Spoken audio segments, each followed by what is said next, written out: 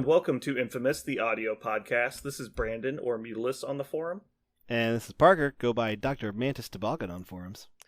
This is Mr. Constagon Blackagar, or whatever the hell it was, what we came up. I don't know, it was just stupid. Fucking humans. I love the note we start this podcast on. Yeah. It's the first note is fucking humans. I just know that some amount of us are doctors. That's all I remember. That's fine. Look, I think I can't make it any clearer, Brandon. This is a podcast of learned doctors. Do we just recognize that as a podcast, if there is ever a person who's like, you know what, I like this game, I really like Inhumans, I wonder if this podcast called Infamous, I wonder if they ever make comments about Inhumans, and they turned on an episode, would they instantly just be like, well, I can't listen to Infamous? Mm-hmm. Are we alienating our Inhuman, bye? That's a very interesting take, and I'm glad you brought that up, Parker, because the answer is that's fine. Okay. They deserve it. Bye. Okay. I figured I just like to have a quick board meeting about it, but since everyone here, I think I can agree. Well, Parker, interesting thing about what you think. Moving into announcements, Parker previously at the end of last episode had 34 probationary episodes left. Mm-hmm. Unfortunately, due to Parker's extreme tardiness, we'll use the word extreme here, I think it fits, he has been gifted an additional 150 probationary episodes. On the bright side, though, counting today, that puts him down to 183. So he's already chipping away at that pile. So that's doing good. Like sand to the hourglass. Yeah, I know, right? See? It's like that episode of Doctor Who where they do time manipulation stuff. Mm-hmm. That episode. Right, well, there's a specific episode. I can't remember the name of it. Is One Hell of a Bird, I think. Anyway, spoilers for Doctor Who, like season 16, I guess. Like I don't know. I think it's like season 12. Anyway, he gets locked in this like paradoxical like time prison where he is going to basically live through eternity in a time loop. But he doesn't know why he's there. He has like amnesia or whatever. And so he's wandering around this really creepy old mansion, and there's this weird ghost creature following him. And basically, for half the episode, or probably more like 3/4 of the episode, it's like this weird mystery, like very serious Scooby-Doo-esque adventure where he's like trying to figure out what's going on, what's this weird ghost creature that's trying to kill him, why he's there, what's going on. It's really interesting. And then you get to the end of it, and you find out that he realizes he's been sent here intentionally, and the only way out is through this 20-foot section of like a wall of diamond, effectively. Like it's this giant quartz wall that they put in front of it, and it's in this place guarded by the ghost creature. And so if he gets close to it, it's supposed to kill him, so he can't get out. But he finds out that the teleportation device that get him into this place is in the mansion. He finds it, figures out how to work it, and basically he uses it to clone himself as he's dying. And so it makes another one of him. But it doesn't have his memories of the time he spent there. And so you find out that he's been in this loop for a while. And he keeps going through it again and again and again. And the whole point of the episode, and it's one of my favorite episodes of the show, is he realizes that there is a way out. He has to break through a 20-foot wall of diamond. And because he's in an infinite time loop, that's actually possible. And so he basically, at the moment he figures it out, he basically gets to punch the wall like a couple times before the ghost catches up to him and kills him. And so it starts doing a montage of him punching this wall repeatedly, and he starts telling the ghost this poem as it's walking up to him to kill him. And the poem is, this guy walks up to some person and asks him, how many moments are there in eternity? And he says, well, imagine a mountain of diamond, and every morning a bird wanders up, flies in, lands on the mountain, and chips its beak on the mountain, flies away. And then it does it every day until the mountain is completely destroyed, and there's no diamond left on the mountain. And when that happens, the first second of eternity will have passed.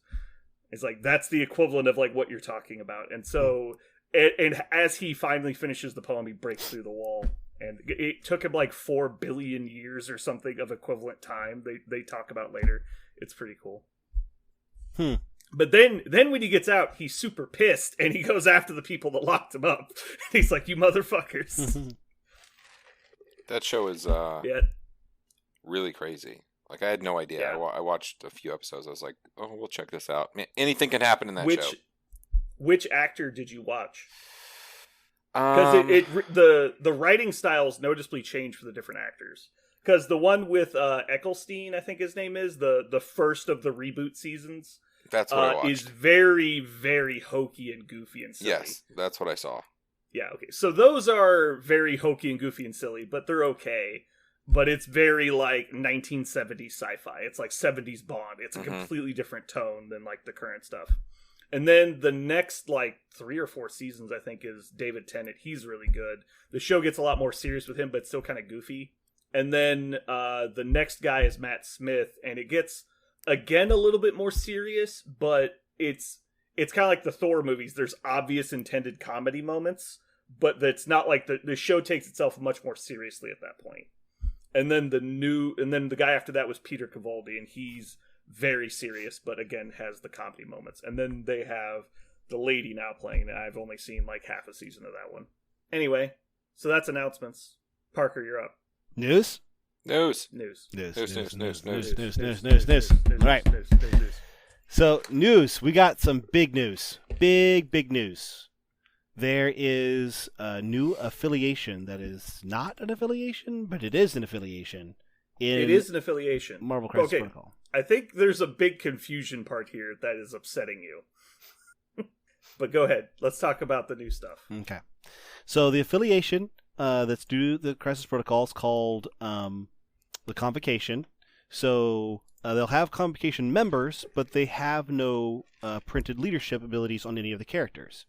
So even though we have an assumption right now, they gave us a picture that looks like it'll right now at least be the new Doctor Strange, Doc Voodoo, Mordo, Wong, Clea, Ancient One, and we can expect probably some of the other magic types in the Marvel Universe, the Scarlet Witch, probably the other Doctor Strange, maybe Ghost Rider, that kind of stuff. But Ghost Rider maybe the Midnight Suns, so it might be different. But do we know the new Doctor Strange's title? No. Do you think it's gonna be like Sorcerer Supreme or something? I know, because it can't be Doctor Strange, right? Because then it would be Doctor Strange, Stephen Strange. Haven't we seen? And that would be a complete duplicate. Haven't we've seen his box, right? Have we? Let's see. I will pull up gallery on. I have AMG already pulled up box sets. Strange. It's only showing me the old Doctor Strange box. Let me just scroll down and look. Oh, here we go. Doctor Strange and Clea. So it's just called Doctor Strange on the box. What is it called? The new Spider-Man, though. Is it Amazing Spider-Man? Amazing Spider-Man is the new Spider-Man. Yeah. I know, but does it say that on the box, or does it say Spider-Man and Black Cat? Because it just might not use their official title. Right. I don't see him here at all. He's not even on their website. Unless it's a really old SKU number. Oh, yep, there it is. The Amazing Spider-Man and Black Cat. Ugh. So if he's going to be Doctor Strange, Stephen Vincent Strange, how are we going to tell them apart, like, logistically? Like, in the game, how will you know they're not the same character? Well, you have a card and a model. Because I was under the impression... Like, affiliation? Like on affiliations, yeah. How would you... Right. It would say Doctor Strange, Stephen Vincent Strange. That would not be helpful. Like, would it put 5.4 point or like 5.6 point? Like, that wouldn't be useful. Right. Like, and so when the game first came out, I was under the assumption that when they added people to affiliations, the title would work for every variation of them. So, like, Web Warriors would be, if it said Spider-Man, you could take any one that said Spider-Man on their card. But then it became very obvious as soon as Miles came out that that's not what they meant. They're going to say Peter Parker or Miles Morales when they're adding people to affiliations. Right. And so I just assumed this was going to be Sorcerer Supreme or something and not Doctor Strange. Mm-hmm. I mean, we still haven't technically seen his card, so maybe... I was going to say, maybe for the sake of box art, they just couldn't fit Doctor Strange, Sorcerer Supreme or something. Yeah, I could see that. I'm certain. What's your Do point? that. But what's your point if it is? I'm just saying that how would we know what affiliation he's supposed to be in? Okay. Yeah, they'll Because probably... we were talking about him for convocation. Because if they say Doctor Strange, that means automatically the old Doctor Strange is in. Right. Unless they just put Stephen Strange, not Stephen Vincent Strange. Mm-hmm. Like, what if they could just drop the middle name, I guess. Right. So... Or they could be super douchey and be like Mr. Strange on his like alter ego. Like, that would be stupid. Like, he lost his medical license. He's Mr. now. So what we know about the convocation as an affiliation is that none of the members are going to have a leadership printed on their cards to kind of signify the fact that they're not a team. They're a loose affiliation of people that all hang out in the same place, and they kind of run in the same circles. They deal with the same kind of problems. The place that they're talking about is a very famous place in the Marvel Comics universe called the Bar with No Doors. So the Bar with No Doors, for those of you who don't know, is basically a mystical hangout. Has several entrances, but one of the main ones that a lot of the comic book characters use is in New York City. And whenever Stephen Strange wants to get in contact with other members of the mystical community, he usually does it through that common ground. It's considered like kind of a neutral territory for mystical folks. Does it actually have no doors? Is it like platform 9 3/4 kind of shit? Yes, you have to walk through walls to do it, yeah. And the walls aren't there unless you know how to open them magically, yeah. So, the Bar with No Doors is a card now. It's a tactics card that you play. It comes, even though you do put it in your roster, you get it in addition to the 5 tactics cards you bring to a game. So it will take up one of your 8 slots, but it does not take up one of your 5 you bring to a game. And what it allows you to do is, at the beginning of the game, you play this card and functionally attach it to one of the members of your squad that has the convocation affiliation. So they have to be a convocation member to get the Bar with No Doors tactics card attached to them, and then they have one of 2 different team powers that they can turn based upon spending power. So if they want the ability from the Bar with No Doors that we have revealed to us, which is called the Moons of Munipur, they can leave it there all game, but if they want to, during any power phase, they can spend 1 power and flip it over. Only the character that you just designated at the beginning of the game can do this. So, it says, the Moons of Munipur, when an allied character makes a mystical attack against a character without an activated token, it may reroll one of its attack dice. When an allied character without an activated token makes a defense roll, it may reroll one of its defense dice. So that's what we know right now about it. We don't know what's on the backside of it. At the time of this printing, they also said there was going to be some convocation affiliation tactics cards, that there was going to be a lot of convocation tactics cards. A lot of them is what they said. And now we know 3 of them coming up here in a second. But before we get to them, I wanted to take a second to talk about this. So I just wanted to point out, did they actually specify, I'm not seeing it here, did they specify that it takes up one of your 8 slots? They did not say... Because the wording they use is when they would normally choose a leadership, one of them can play this card. Well, that's before the setup and before you've chosen your squad, isn't it? And if it doesn't take up one of your 5, then you can't normally play tactics cards not in your squad anyway, so that you're already breaking multiple like fundamental rules of how you play team tactics cards. And so I could see them ruling it to where you don't have to put it in your 8. Oh, but I had been assuming that. It says right here, wielding the mystic arts in battle has always been a spectacle in comics, and the convocation is no different. Inside of their 8 affiliated tactics cards... Okay. Where are you reading this? Oh, no, I'm sorry.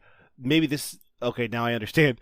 It says inside of their 8 affiliated tactics cards and several more character-specific cards, you can find spells or artifacts. Okay, so this is how I made it. They're just confused. Talking about conveniently they have 8 tactics There's cards. Just exactly 8 affiliated cards with them. Never mind. Okay, so now I understand what you're saying. Yeah.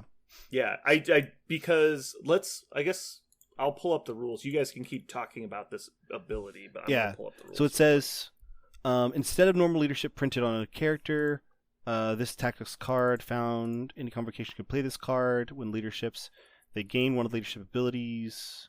I was trying to find out where it said, because it does say somewhere that they also get to play their normal 5 tactics, but I don't know where. I'm trying to find out where that was. I don't remember ever seeing it, but I kind of assume if they only get 4 tactics cards, that's going to be a pretty big kick in the junk. Yeah, according to the rule book, selecting your squad comes before choosing tactics cards. So, yeah. It says specifically choosing a leadership and affiliation comes before selecting your tactics cards.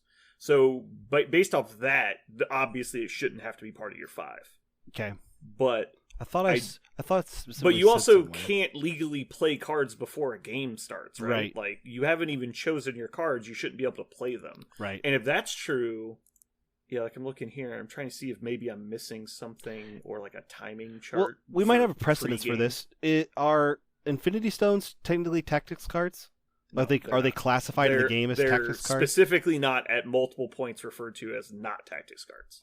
They're a separate thing that is Infinity Gems, but they take up character slots. Okay, but they're not characters and they're not tactics. I just don't. I guess for the sake of nomenclature, I don't like that they call this a team tactics card, because as soon as you call this a team tactics card, it makes me go, well, then how do I have it?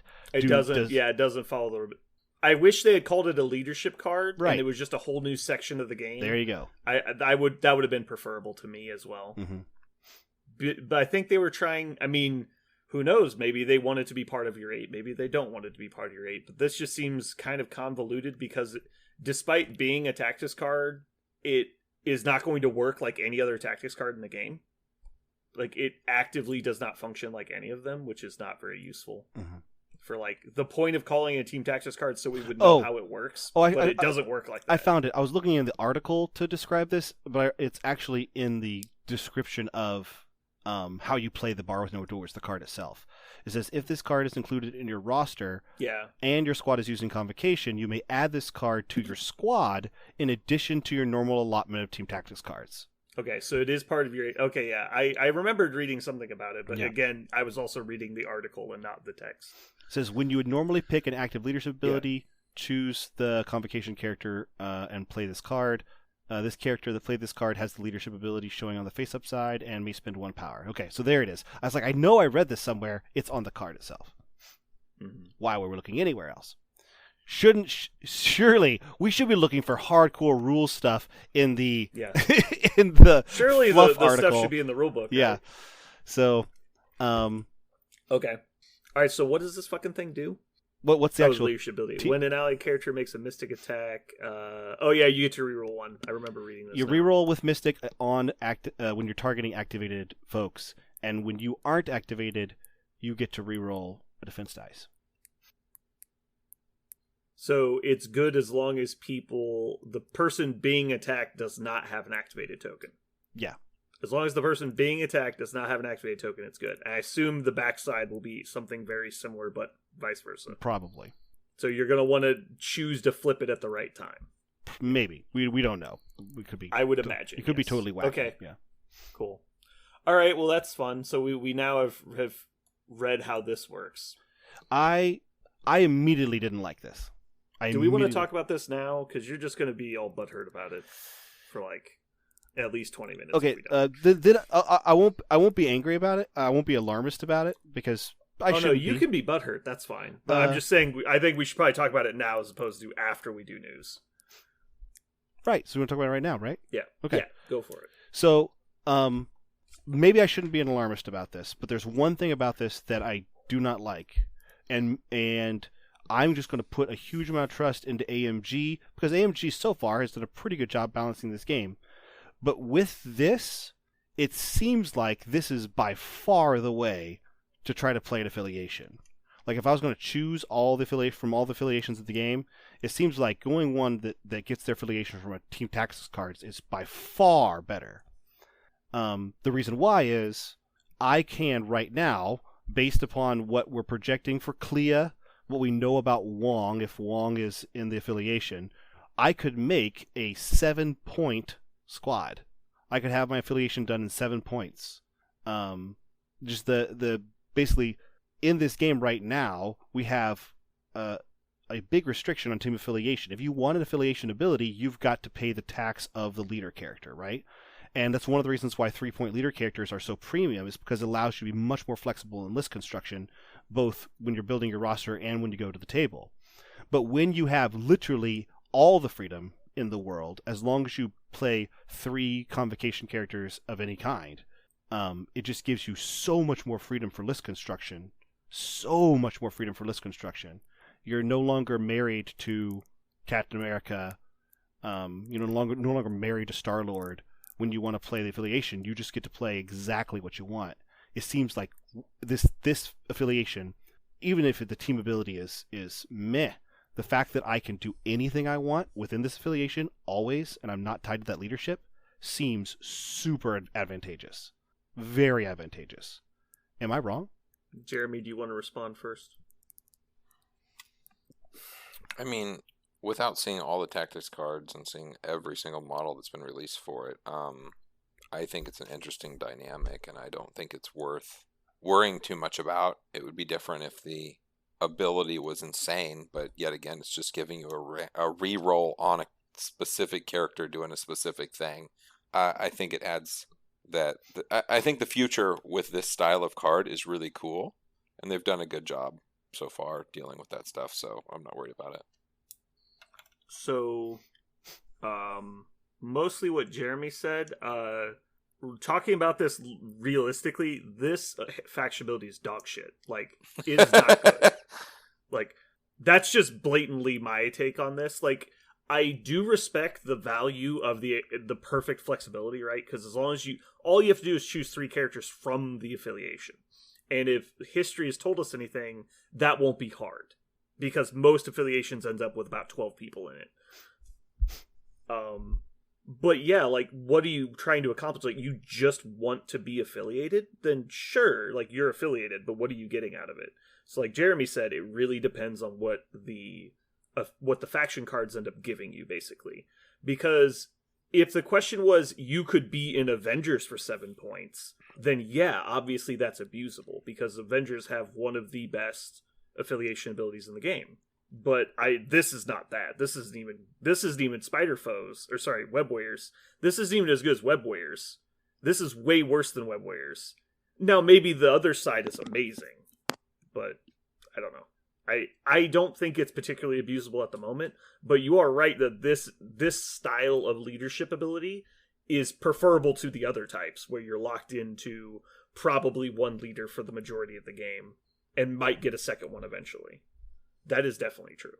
I just don't know if the benefit in this exact situation, I don't know if the benefits outweigh the low cost of admission.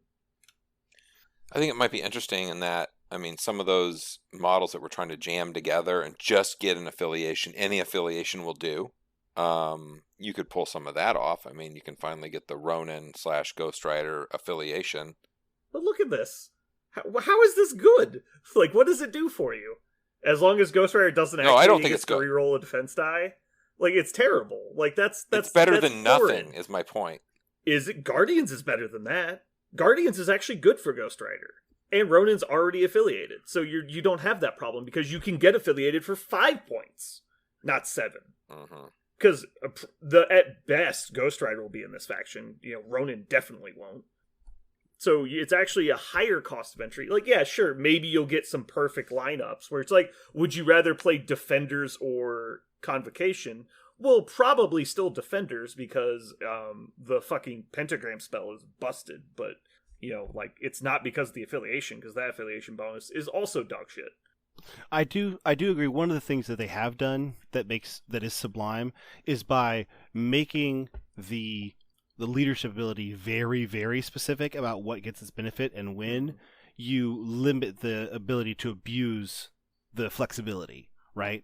So if it just said you get to re-roll an attack dice, well, you put that on Cable because he's a 5-point character, because instantly when you say re-roll attack dice and then you put on a 5-point character, you're restricting the flexibility of being able to re-roll attack dice for the rest of the history of the game. And in this card, when you say you only get to re-roll a mystic attack against the character with an activated token, you're limiting, again, the ways that you could abuse this by making even though acquiring the affiliation is so much easier in this faction than it is in others. So I'm just curious to what their end game is with this ability and these characters, like the synergy that's going to pop out and go, oh, aha. Well, I think this is going to be realm. Go ahead. I was just saying, I think this is going to be their big brain faction. Like, this is going to be their Retribution of Syra Ron list. Like, this is going to be like, how many bullshit specific, like, very crazily worded rules can we fit into one faction? And this is going to be the big brain faction of people that think the game will play. Yeah. That probably won't actually be good, but that's where all of the like super high people, they're like, oh man, I want to play the most intricate kits ever. This is going to be your fucking faction, man. Like, you can go pan for gold in this little like fucking magical playground for the next 10 years. Anyway, go ahead. I was going to say, we do know some of their tactics cards, right? So you want to play Convocation, you have this super flexible way to get the affiliation going. We know 3 tactics cards already, and apparently there's 5 more coming. But here's the first 3. This is one. This is a tactics card. Oh, yeah, so there's 7 more, right? Yeah, 7 more. So here's 3 of the 7. First, Astral Ring. It's an active ability at the start of a Convocation character's activation. It may spend 2 power to play this card. Place a projection token within range 3 of this character. When measuring ranges of this character's attacks or superpowers, measure from the projection token instead. This character does not contest objectives. Instead, the projection token contests all objectives, as if it was this character. While the projection token is in play, the character cannot advance or be placed. Remove the protection token during the next cleanup phase. So basically, your character, whoever your Convocation character, meditates, sits there, cannot move, it's in place, but you now have a projection sitting out there that cannot be attacked or damaged or affected in any way that counts for contestation and does all the attacks. It seems super strong. It seems super duper strong. I'm just making sure I understand it correctly. Start of the character's activation, you place the token, measure from the token. It doesn't say measure to the token. I assume that's implying that if they want to attack you, they have to actually attack you, right? Yep. So you cannot, it is a token, it has no stats. So you cannot attack the astral projection. It is for lots of purposes, your model in all the positive ways. It can test objectives, and it can do attacks and spend superpowers. But defensively, it can't be attacked or pushed, moved, placed, nothing. Mm-hmm. Yeah, so seems pretty good. I mean, I don't know if one character you can get the one, but like you're not playing criminals, so one might not be enough. But yeah, it's very good. But I don't know if it's broken. But it seems very good. Broken? No, I think it's going to be really annoying when you put it on a model like, actually, I don't even know, but the Ancient One's a good example. Just a model that already doesn't die very easily, and then the Ancient One probably, because Ancient One likes being stuck in the middle of fights because she does well doing that. But a weaker model, and you just put him right from now on. I'm going to be right here doing all the things I want to do, and I'm going to pass a benefit from it. Wong is a great example. What if Mordo is another one, right? Mordo. Like Wong and Mordo, they're now in the middle of the board doing all the things you love them doing, but they're not taking any damage, and you're not pushing them off the point, and you're not stopping them. Well, but you also can't move the turn you place it. So you have to be within range 3 of the location you want to actually be in. And it doesn't stop you from getting attacked. It just stops them from... they just can't target the projection. And so if they have any kind of like long threat ranges, they can probably still go get you. And you're not invulnerable. You just can't be advanced or placed. You can still be pushed and thrown, though. Mm-hmm. Oh, no, it doesn't. I mean, you're still just sitting there, right? Yeah, I'm just trying to wrap my head around all the implications of this. And so I'm kind of just talking out loud. I don't think this is... Like, this card, I don't think this card would be very useful on, like, a flank objective, for example. Because they just come and get you anyway. You're sitting there range 3 away. I just get you anyway, right? Yeah. But if you're talking about like, was it F deployment where it's the 3 in the middle?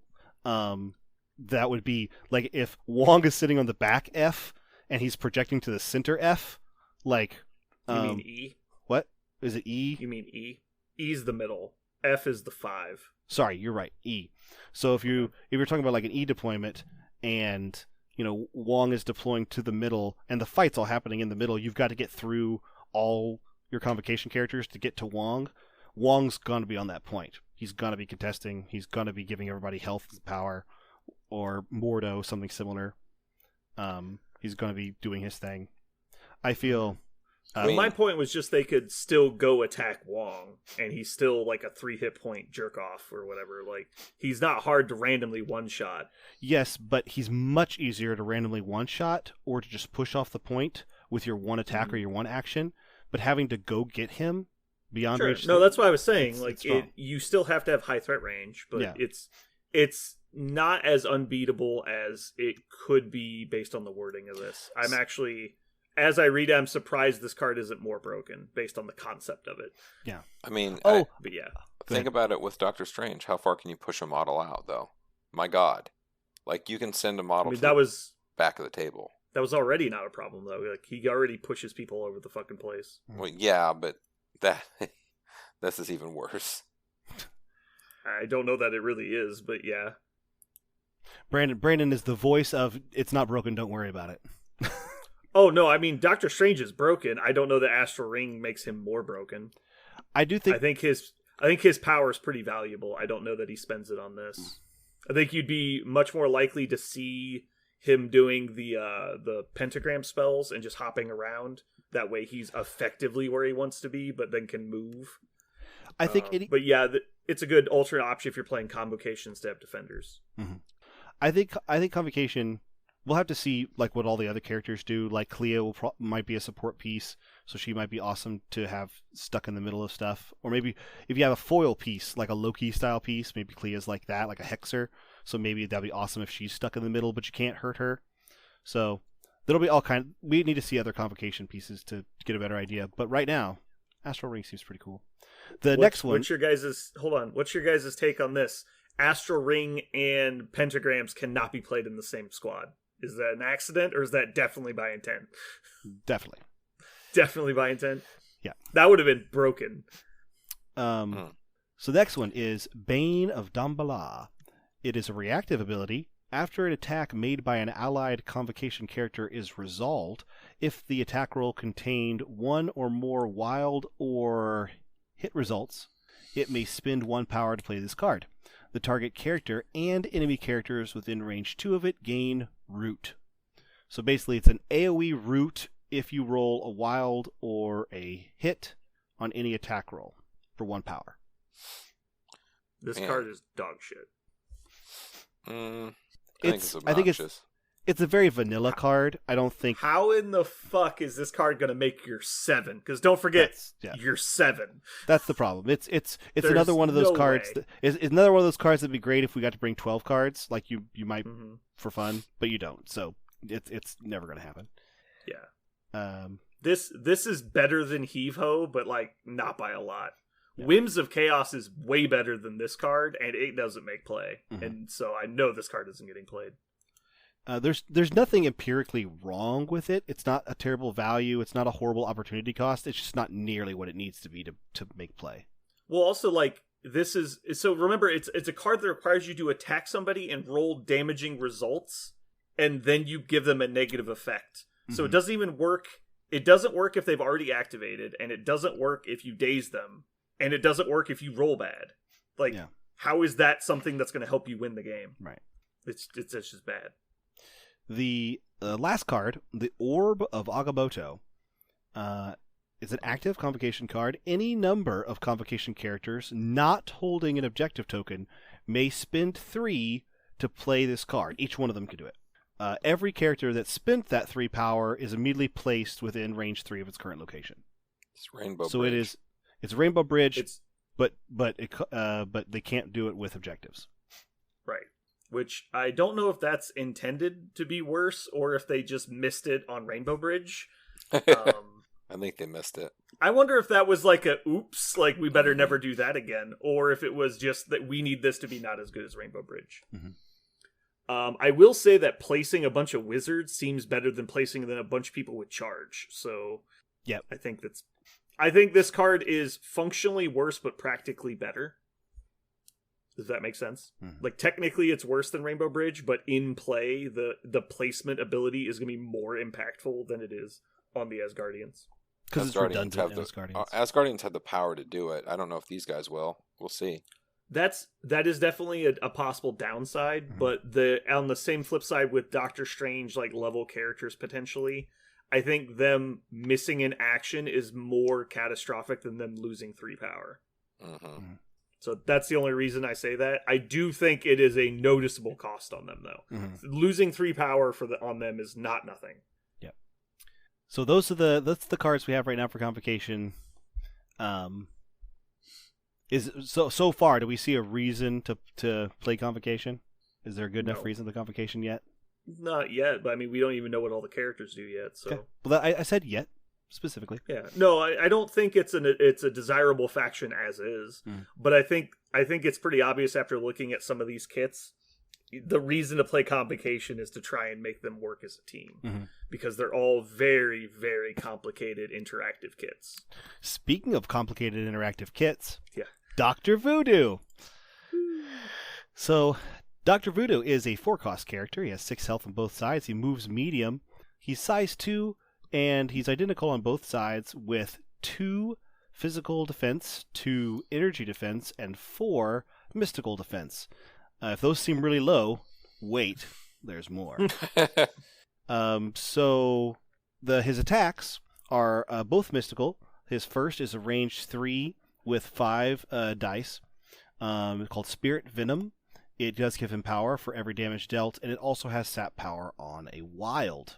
The Staff of Legba is another mystical attack. It's only range 2. It rolls 7 dice for 3 power, and it has an ability called Power Burn on a wild.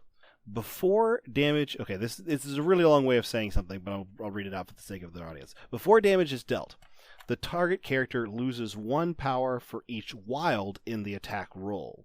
So it happens more than once, 1 for every wild. The target character suffers 1 damage for each power lost this way, and does not gain power for damage suffered as a result of Power Burn. So another way of looking at this is it's kind of like Wolverine, the best at what I do.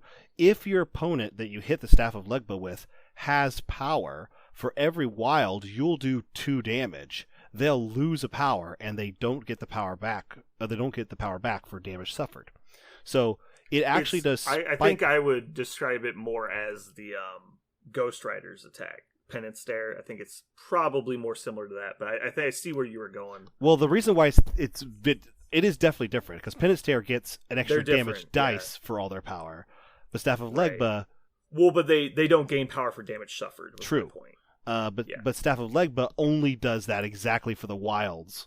So, and wilds do cause 2 damage. Every wild dice. They don't cause 2 damage. They steal a power, and then for each power loss. So if they don't have power, they won't take Power Burn. Right.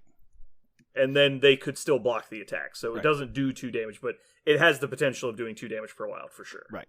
I see where the correlation is there. Yeah. But yeah, it's a very interesting attack. There's a lot of symbols. Yeah. There's 7 symbols within the explanation text, and then 8 for the trigger. Yeah, so it's basically Mana Burn, but Mana Burn was copyrighted, so it's called Power Burn. Yeah. So, do we want to go ahead and jump into this power set, or? I mean, I think that's next, right? Okay, here we go. Possession actually makes some amount of sense. Basically, it's a power that costs X. You can spend any number of power to use it. Choose an enemy character within range 3 of this character with a threat value equal to or lower than the amount of power spent. So pick somebody. If they have 2 threat, you have to spend 2 power to make this effect work. If they have 4 threat, they have to spend 4 power to possess them. Then that enemy character immediately drops all objective tokens it is holding. The Brother Daniel token, which is a special token that Dr. Voodoo has, more about what it can do later, but that Brother Daniel token then immediately gets applied to that character that is being possessed. While that character has the Brother Daniel token, it cannot interact with, hold, or contest objective tokens. So they basically become a nebula, is functionally what you did to them. You cut their hands off. Yeah. They can't hold stuff. For those of you who do not know about Dr. Voodoo, he is kind of the sole caretaker for his brother, who was a Haitian witch doctor as well, and got Dr. Voodoo into the art after his death. So Brother Daniel contacted Voodoo using his own power after his death, and now they are kind of bonded. They caretake, and Daniel helps him. Brother Daniel is a Deus Ex Machina for the entire Marvel Universe, because whenever anything bad happens, Doc Voodoo shows up and possesses something really strong. It happened in the Axis timeline when they were just like, we can't figure out how to get Scarlet Witch to help us. Doc Voodoo shows up and Daniel takes over. Scarlet Witch is fixed. It's literally, I have seen Brother Daniel, Deus Ex Machina, like 3 or 4 main Marvel plot lines because of Doc Voodoo is broken. Doc Voodoo broken as hell in the Marvel Universe. Because he shows up and Brother Daniel fixes it. I do like that he can legally possess any model in the game currently, because Thanos can only get to 10. Yep. He can possess Dormammu, which is hilarious.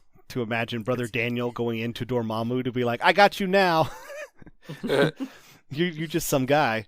You're not a demon avatar from another dimension. Didn't you swallow like 3 galaxies or something? I don't remember. It's not important. Not important. Continue. So, he also has a throw called Spiritual Strength. It costs 3. But of course, it's weird because he's a convocation model. Basically, you can choose an interactive terrain feature or an enemy character both of size 2 or less within range 2 and throw it short. However, if Brother Daniel is not possessing someone and it's sitting on Doc Voodoo, he can throw terrain of size 3 or less within 2. So he can basically go up a size of terrain, but not up a size of enemy characters, so be careful. Well, that would be a balancing factor for beating out people on scenario points. So I like that. Yes.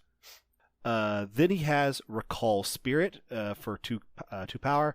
When this character is targeted by an attack, he can react by immediately bringing Brother Daniel back from wherever he is on the battlefield. So if he's out there possessing somebody, stopping them from messing with objectives, he can immediately bring it back into him. Now, why would you want Brother Daniel back inside of you, do you ask?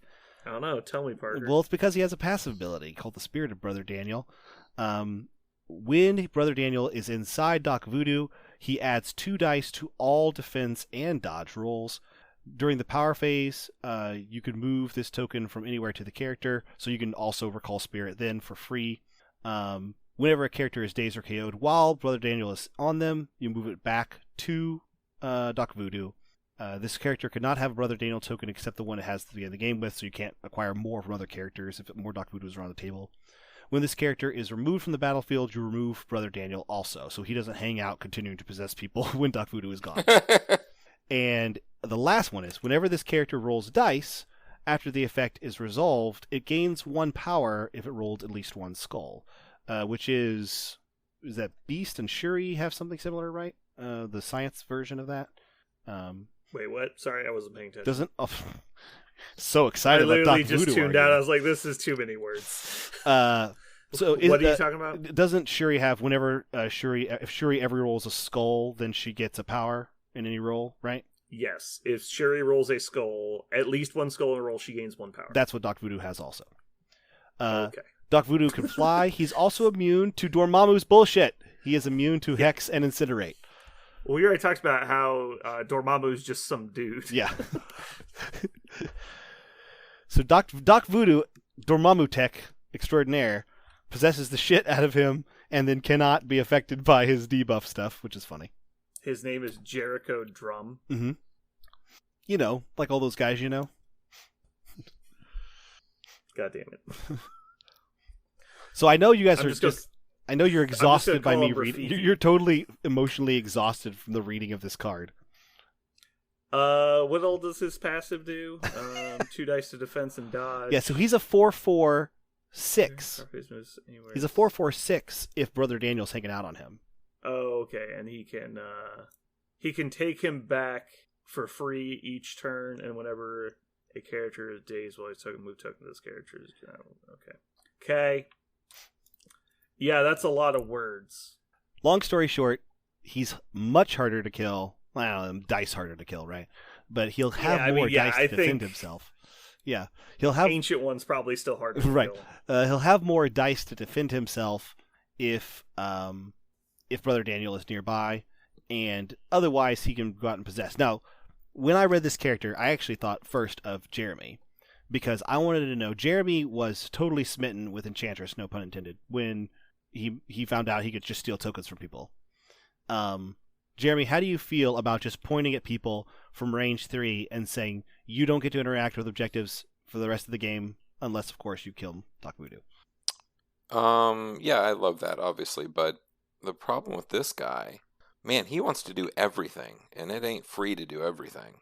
So I don't think he'll really ever use his throw unless you're sitting on a lot of power.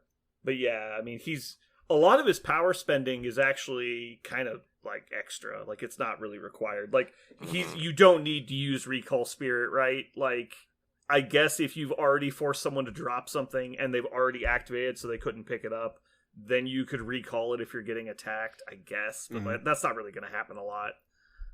Because you're probably going to be out of power already because you just used it to make someone drop their shit. And so you're going to get attacked once and then you'll be able to recall it and die. Yeah, I don't know. He seems really good. He has set power on a 5 dice attack. So yeah, but it's only range 3. So yeah, he'll probably get 1 attack off by turn 2, maybe 2 if things line up right. And a lot of people early game though won't have power. Like, someone walks up and picks up a token, you can't really sat power them because they spend all their power.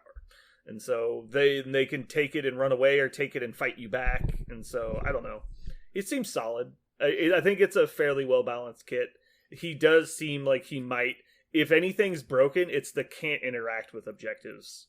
That's the broken part. If he can just put his spirit on you, possess people, and just be like, sorry, Thanos can't hold tokens. Game over, idiot. And you're like, okay.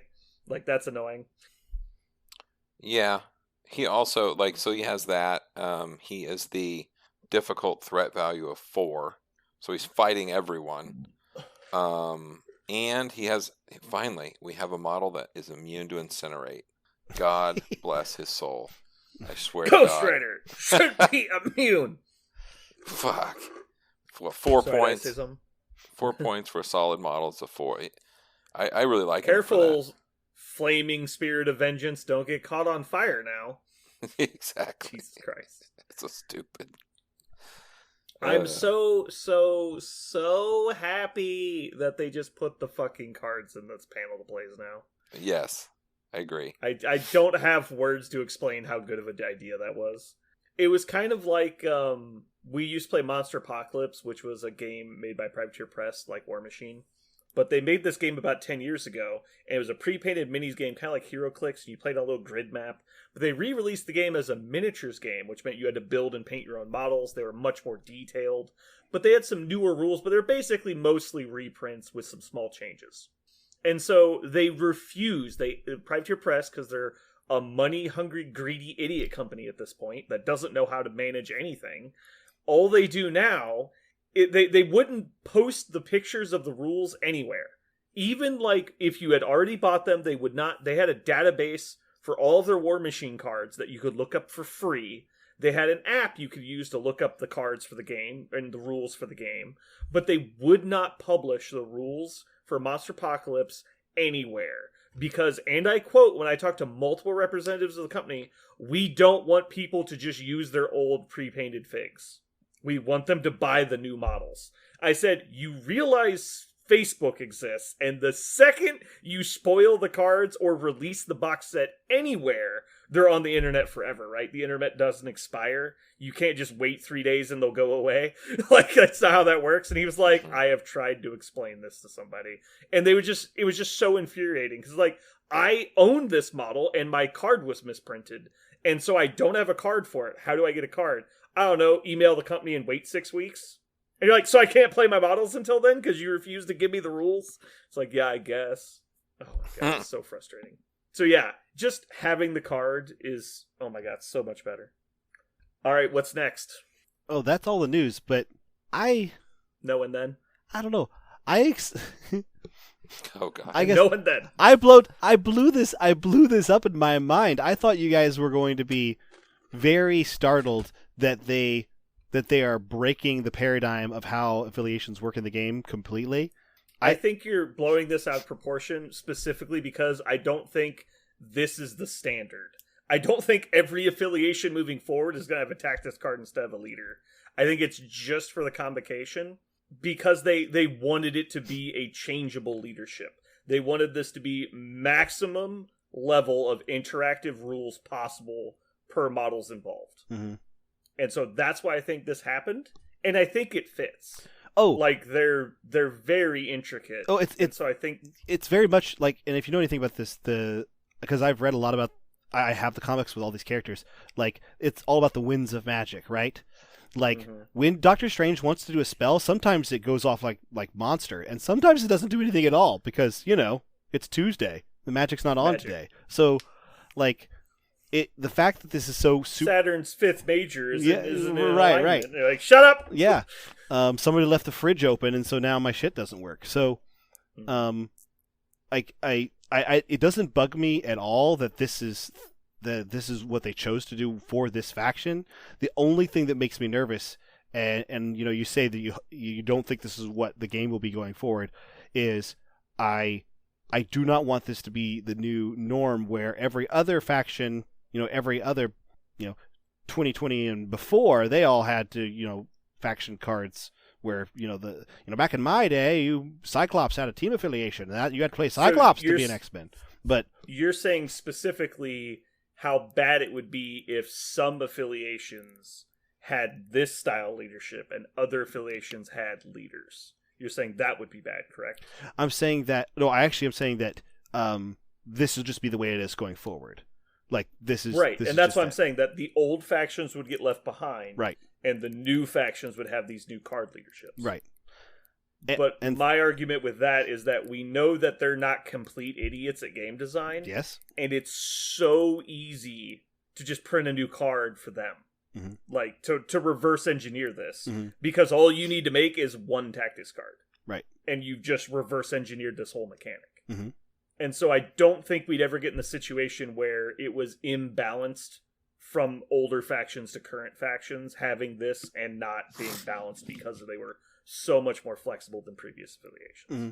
I don't think that is a possibility of really happening. Okay. So that's why it doesn't bother me. I feel like the panic you were getting is the exact panic I felt when I read the very first time that theme lists were going to be released in War Machine. That's exactly. I saw the Apocalypse the second it was released, and I knew, like, we knew it was going to happen, and it sure the fuck did. It was the dumbest. So the Apocalypse for me was who the fucking CID people were listening to on the forums. And when I know several of them, and I know they are the biggest doofuses in the universe, I was just like, yep, that's not going to end well. It's the only people they're engaging with are the people that don't know what the fuck they're doing. I did not want to say the T word in this podcast again because I knew we were going to go down a rabbit hole, and we don't have to go down it again, which is theme lists. But, Jeremy, you hit it exactly on the head. As soon as somebody told me, a group of models in the game will have special rules because they're special, and it won't be something that's already existed in the game. It's new, and look how cool this is. When they, in the article I read, they said the problem with Theme Forces is that it was just 100% a money grab. Yeah, it's just, like they had no intention of balancing. Right. It said, that's what we like to call, quote unquote, spicy around the office. And I go, oh Jesus, please, please let this not be just some bullshit somebody wanted that will turn into an unstoppable freight train that destroys my game. Like, what if we just printed a tactics card that made your faction 50% better? Yeah, that's. So, but the next card has to be 50% better than that. I know. Welcome to Theme Forces. And that's what I'm saying. You guys are. I am listening to all your opinions, and I agree with all of them. I wanted to cry foul at first because this smacked of something I've seen before, but I think you are right. This doesn't. Based on what we know about the game right now and what this is right now, as much as we can see it anyway. It does not appear to be doing that. But oh man, I just get this. I don't know. I mean, I know you guys know me really well, but for our listeners at home, I think it's pretty obvious that I'm a very guarded, secretive person. I don't let my feelings show through, and when I see something that I don't agree with, I just let it go by. I don't say anything. And so, just saying, I think I have zero worry about this at all. Okay. Jeremy's like, "What's happening?" None of this is true. I'm usually when a game designer does something that I think is a bad move, I scream it with a megaphone into an amplifier. That's true. Like, no, stop it, Yeah. stop it, stop it, stop it. Like I just scream at them. Okay. Like when they made the change in Steamroller 2018 that you can only use one table marker. I wrote a 5,500 word email to the lead developer. And I was like, hey, you stop it. Like, you're going to mess up the game. Stop it. And then, I continued to do shit like that. So I have zero worry about this. I think it's a cool, interesting thing that they've done. I don't see how this gets out of hand with the people in charge. Okay. But I do see where you're making correlations to past events that are fairly founded. I just don't think that's going to be the case. Okay. This whole podcast has made me feel much better. I'm going to sleep more soundly tonight. Me and Is Brandon, it just because I'm not running around screaming? Me and Brandon secretly have. We do this podcast for you, Parker. Thank you. We were like, you know what? We actually don't publish this. We We open a Word document. We open a Word document. www.parkerthoughts.gov. Yeah, you're emailing where you email your episode to is just a dead email. Oh. No one's posting this. Well, I want you to know, this is the very therapeutic time for me. You guys are great. Yes.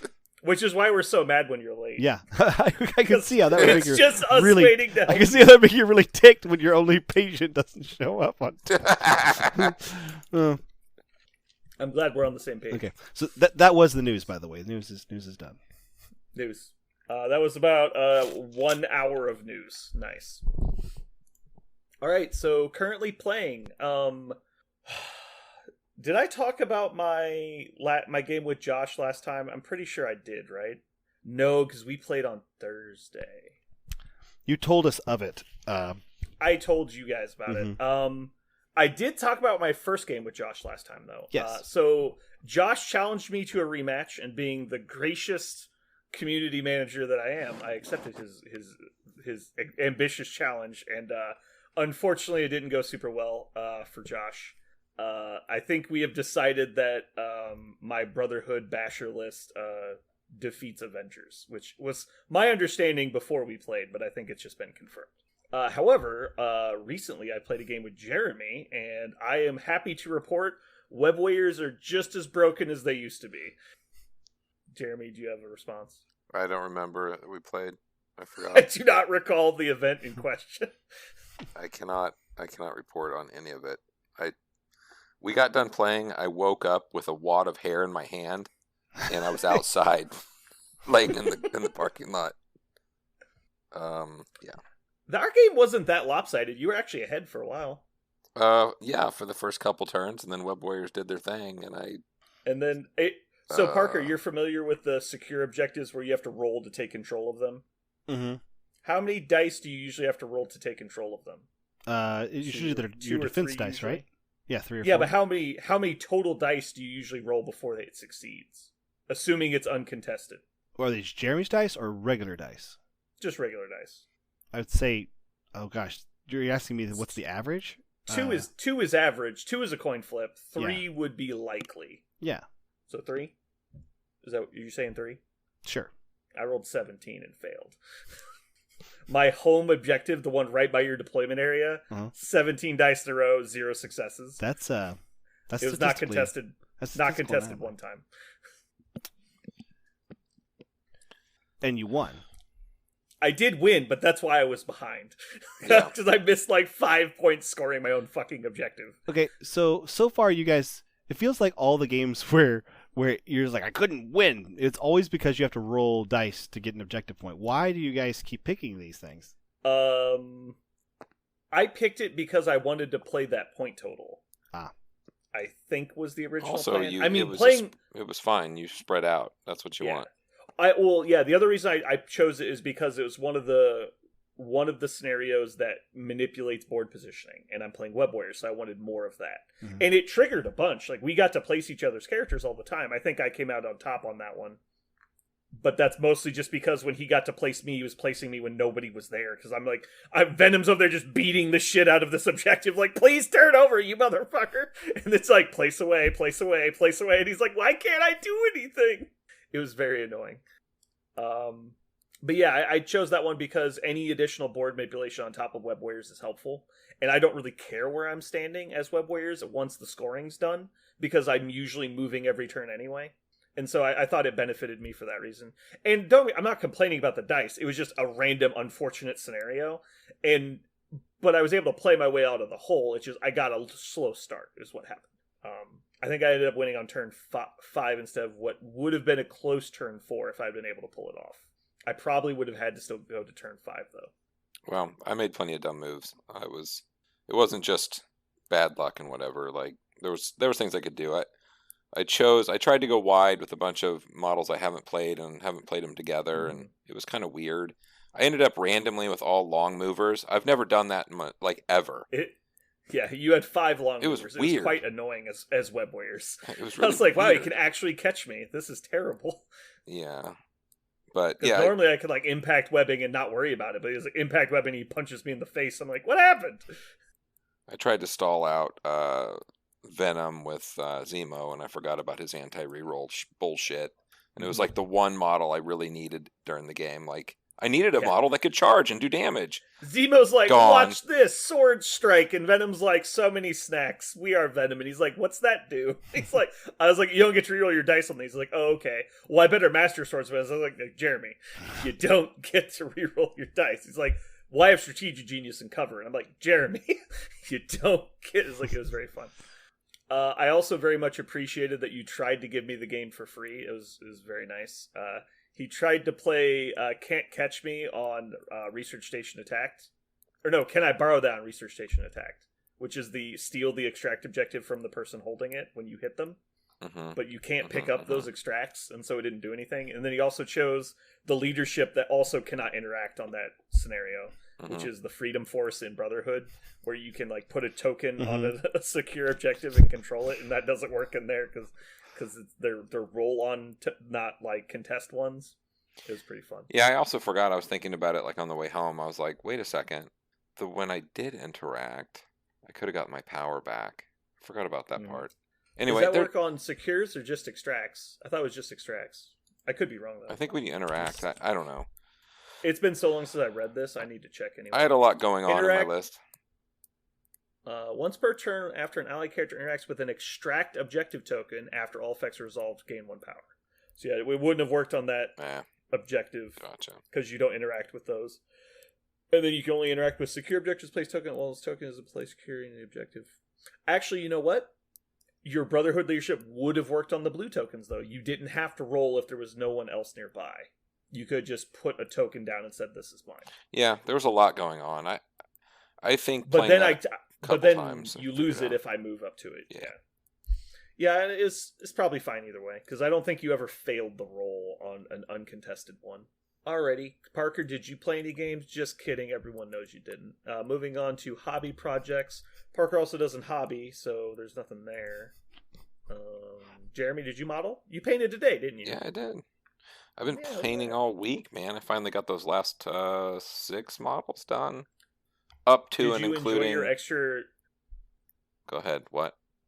Oh, did you enjoy your extra 2.5 hours of painting time because Parker was late? Yeah, I did. I got a lot of paint. I went to just touch some things up, and then turned out I was able to finish everything. Nice. So instead of, like, I'm just going to paint the ridges on my bases, you're like, just paint 10 models. That's no biggie. Cool. Just quickly get this done in the next 5 hours waiting for Parker.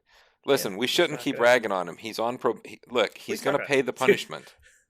Dude, we were talking about nuclear bombs before the podcast started. I'm just dropping more of them right now. It's the thing to do. More hot bombs. So your excuse is you're on theme? Dude, stay on message. Oh, God. Oh. Dude, we're dropping fucking atomizers in here. Just fucking boom. All right. So hobby projects. I have not touched a model in like a week. It feels very sad. All right. Well, I guess. Oh, we did this last time too. Okay. Well, I guess we're down to our last topic, which is unfortunately more Parker talking. I've tried to put it off as long as possible, guys, but now Parker needs to talk again. So, what did I do? Parker, you want to run us through your comic corner? Yeah, actually, this is a good one. He's so happy. I am really happy because I think this is a fascinating book. I just put it down day before yesterday.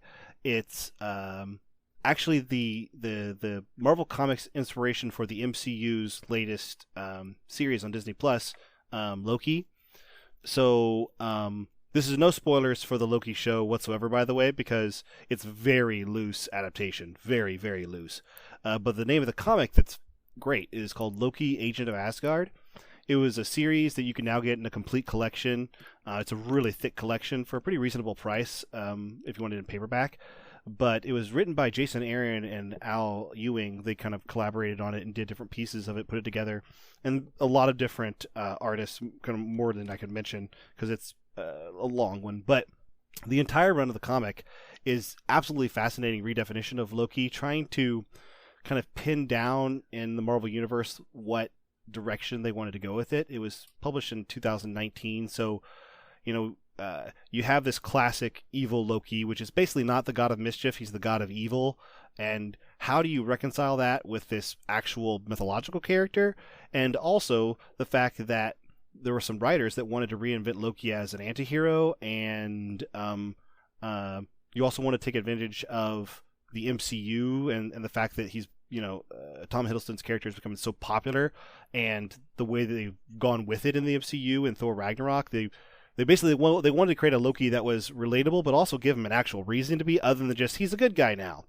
So basically, they have the entire theme of the Loki Agent of Asgard is it's Loki wrestling with an identity crisis, and so they have him literally confront aspects of his personality.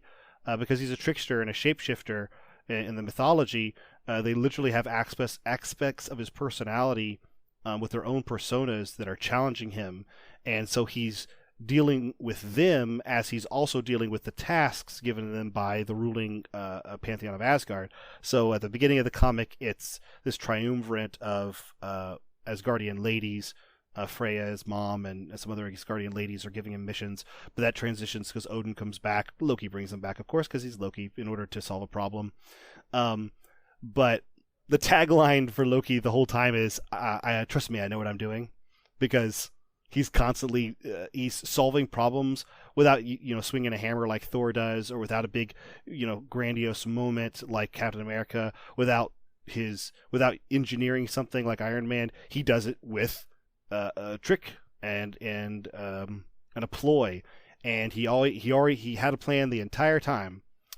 So the reason why you should read it is the ending, the climax, the big confrontation between him and the darkest aspects of himself, that traditional Loki as the god of evil, that plays out in really dramatic way, where basically the author not only challenges the reader to see this new Loki that they've created for the rest of the Marvel Universe, going forward, the one we experience now, but also to ask the question, what really came first?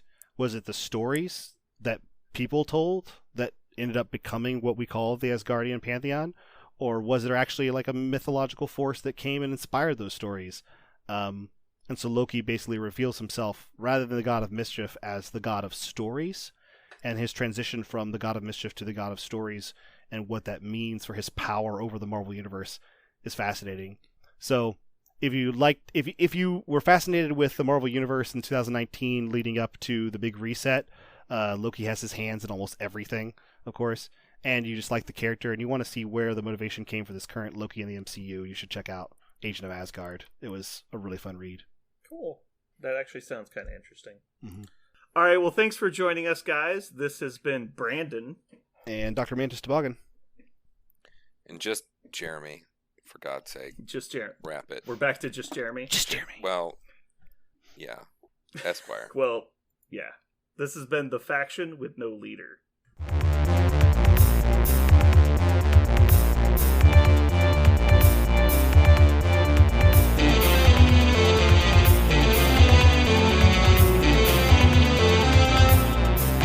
So what are we going to call this thing?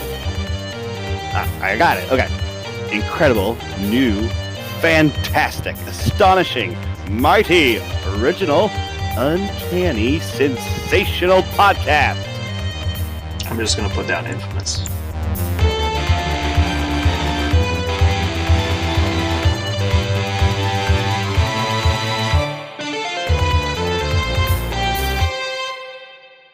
Wait, I'm not recording. I am surprised by this. Oh, you said recording. Yeah. Yeah. Shit. I think what I said is drive to your house and commit many murders. I have news. One after another, after another, after another, after another. All right. All right, you guys can go back to talking about what you were talking about. I'm going to eat this taco. We were talking a lot, and then you came along, and we stopped talking. It got uncomfortable. Yeah. We were doing fine. I feel like Parker was watching videos on the internet while you were napping. Maybe. Is that a verification? You said not to. You said pretty much how it went down. You said literally not to do anything until you got back, and so I immediately started watching videos because that's nothing. And Jeremy attained unconsciousness, a fugue state. A fugue state. I blacked out, woke up. I was Tokyo drifting everywhere.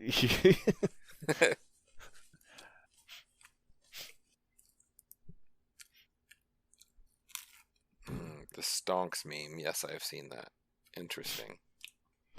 Okay, I just read all the convocation Well, I told cards that came with Mordo and the Ancient One. I am so much news. I am the news. I am the news. I am the news. The news is What me. is the news? Where is the news? Jeremy, have you seen Dr. Voodoo? Have you seen him yet? You mean the most complicated card I've ever read in my entire life? Yes. Yes. Have you seen Dr. Voodoo? Just the card. I haven't Okay. seen. I want to know your hot take.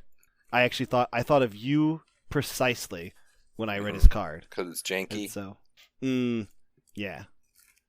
I'm excited. I want to know precisely your hot take. But we're gonna find out.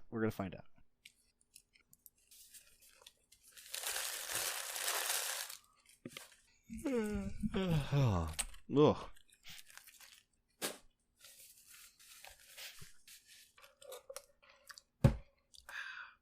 I have not seen it yet. It looked too boring, so I didn't even read it. I was like, blah, blah, blah, something head shrinking. Got it. I wish it was that easy. Okay. Have you guys seen this, like, meme that was circulating a while back on the internet? Something reminded me of it today. But it's like, research studies in California have shown that if you leave your water bottle in direct sunlight, the UV rays from the sun will generate carcinogens inside the water, and so if you drink it, you'll be, more likely to develop cancer. Yes, I've heard that. Did you see this? Okay. Did you see the response meme that is stapled to it now, which is just a picture of a stockyard with like hundreds of pallets of water just sitting out in the open? And it's just like, enjoy your cancer water, idiots. Oh my god.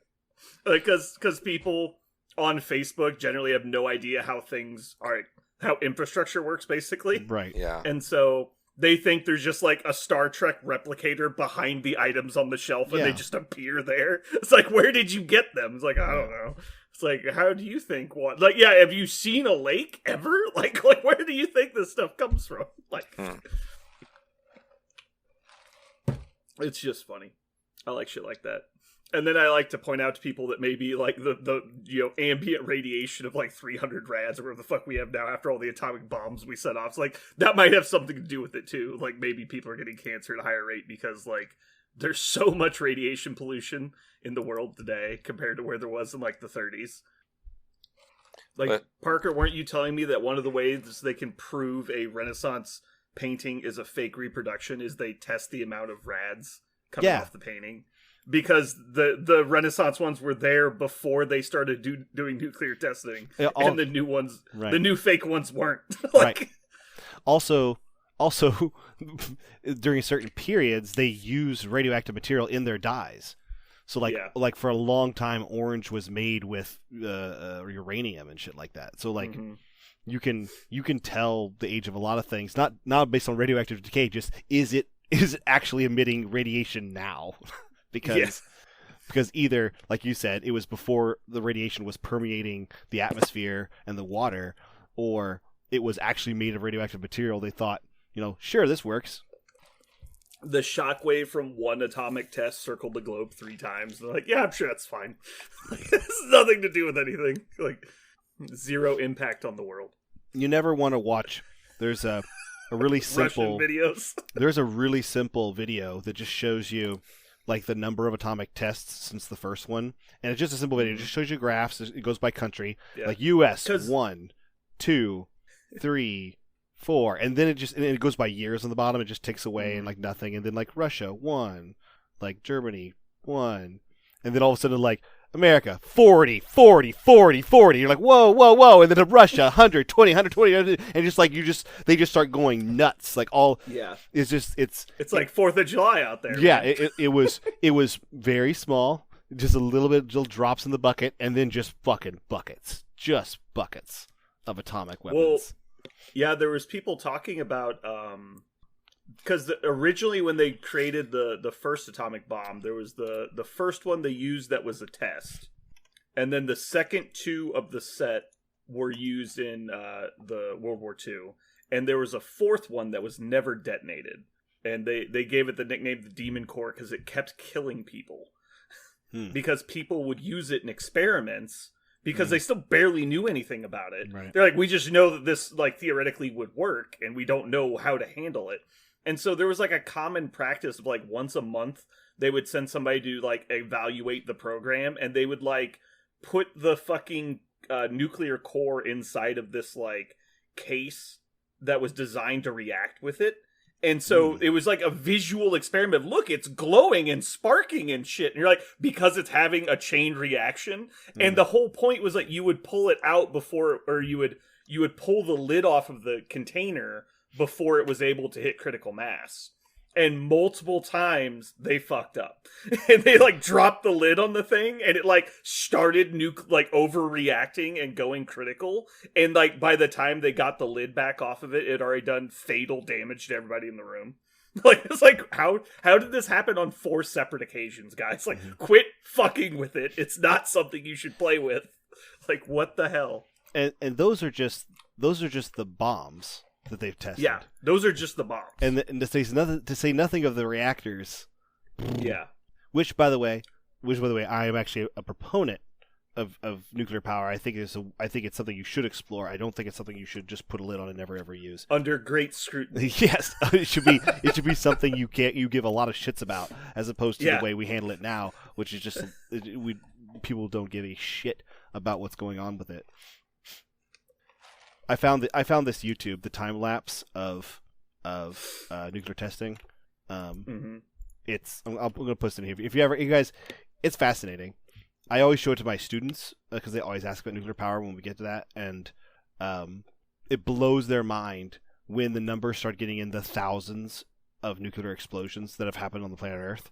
Because they think, the 2 bombs, we tested it in Arizona. The 2 big ones. And the 2 bombs in Japan. That's it, right? Yeah. Like, no. No. not even kinda. Like we've detonated enough to kill everyone on the planet. Many like times. If they were at near the blast radius. Yeah. It just there wasn't anybody there. Yeah. And the ones that are really crazy, the thing they notice the most is the so many of them were in the Pacific Ocean. Like so many of them were in the ocean. They go, why are they detonating them all in the ocean? I go, well, there's nobody out there, so they just assume. They go, yeah, but there's lots of water. Yeah. It's like, doesn't that water? I mean, the whole sphere of the meltdown is that it will contaminate the groundwater. Yeah, like so instead we'll just detonate the nukes directly into the water. It's just like, and I was telling what happens after the nuclear material has exploded? Do you think it just like disappears from existence? And they're like, no, it still have to be around. I go, yeah, so where is it? They go, in the water. I go, yeah, literally sitting in the cannot water. destroy it. Yeah. Yeah, just think of it, little grains of sand floating around in the ocean. just ugh. Oh, the other one was the fastest moving man-made object in the history of the planet was a metal plate that they did not realize. They turned the planet into a shotgun by an accident. They basically buried a nuke like 200 stories below ground to see what would happen with a subterranean explosion. Mm-hmm. And then they like put this giant metal plate over the top of it to seal it in.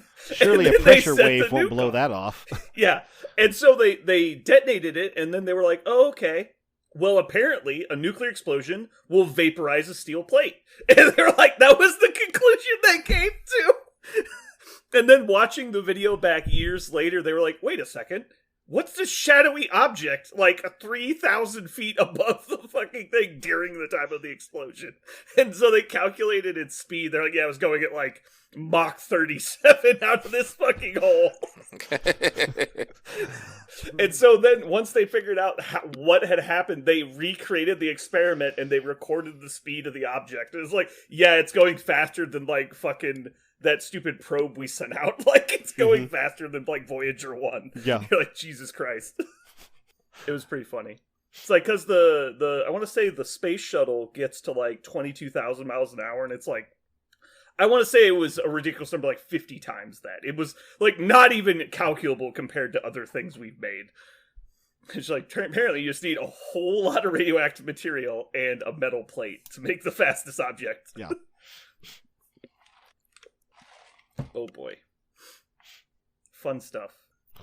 Right, Parker? It is. Not concerning at all. It is. Well, when you talk, did you hear about, like, with our, at one point, in our nuclear silos, who still had active nukes in them, the ones that had not been decommissioned, they were so old, they were running on those giant floppy disks, not the little small ones, those big giant ones. Yeah, like the 8-inch ones. Yeah. Right, and so the one that was governing the blast door quit. Like they couldn't get a replacement for it. It didn't exist on Earth. And so they were propping up the blast door with like a kick. You know those little like triangle kicks?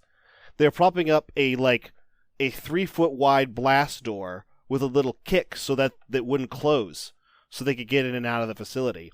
So it was because it would lock. Yeah, so it was just open, and you know how a door stop, like a little wedge. Yeah, right? They used a wedge. They used like a little door kick wedge to hold open this like gigaton door, and they found out about it because the local news station found out because somebody delivered a pizza. And he got there and he didn't know how to get in, and so he saw that this giant door had a little wedge in it, and so he walked in to give the Marines or whoever it was their pizza. And they just said, "Okay, here you go," and he left, and he gave it 2 thoughts, and so he called the news and goes, "I don't think the nuclear silo doors should be held open by kicking wedges." Well, there's this really weird like philosophy in government that. Well, I don't want to say it's only government, but bureaucracy in general, when you've got something that important, you need 0 chance of, like, vulnerability and as low chance of failure as possible. Right. And both of those situations revert back to analog. And if you can get to analog, it's incorruptible, right? Like, as long as you can protect the functionality of the item, it is incorruptible. And so that's why that philosophy exists, because not only would you have to spend so much money to design a state-of-the-art system that would do the same job, but then you have to risk the downtime of the transition, which is another thing that they are not willing to compromise on. Like, this needs to be 0 downtime replacement, and as soon as you talk about replacing an analog system, you realize that's impossible. So you just keep kicking the can further down the road. Right. Until it's literally not possible to continue. Okay, speaking of things that are not possible to continue, I think this game is going to. I think Marvel Crisis Protocol is going down the toilet. I have things to say.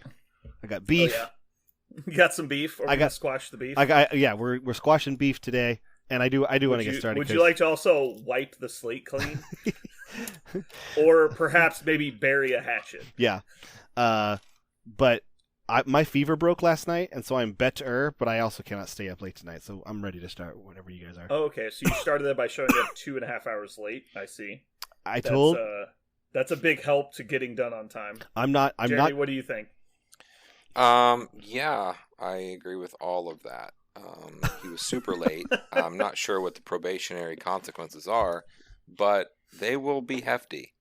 There will be a lot of consequences. Jeremy, I'm just going to throw out a number. Let me know if you agree. Episode per minute? I don't know. Is that a fair amount? So at 2.5 hours, that is 270 minutes, right? Nope, that's all right. That's 120. So 150 minutes. My brain's all messed up from math today. I've been doing some weird math all day. Everything's been 120, and so it messed me up. Speaking of, I have some math for you after the episode, Parker, that you will be interested in. Just remind me. FYI, I could not hear very much of that, but I think you said after the episode math that I'm interested in. Oh, yeah, I did a bunch of math for Marvel Strike Force that Okay. you will be interested in. Okay. Just remind me, and we'll talk about it after the episode. Okay, so 150 more episodes, is that right? What do you think, Jeremy? I knew it was going to be at least 120. I can't say that 150 sounds unreasonable. We'll see how his attitude is after the show. All right. So we'll do how about we'll do 120 as a baseline. Okay. And then for every time he says I, or it, we'll add another probation episode. What about if he says Blade? Parker's like, no, please no.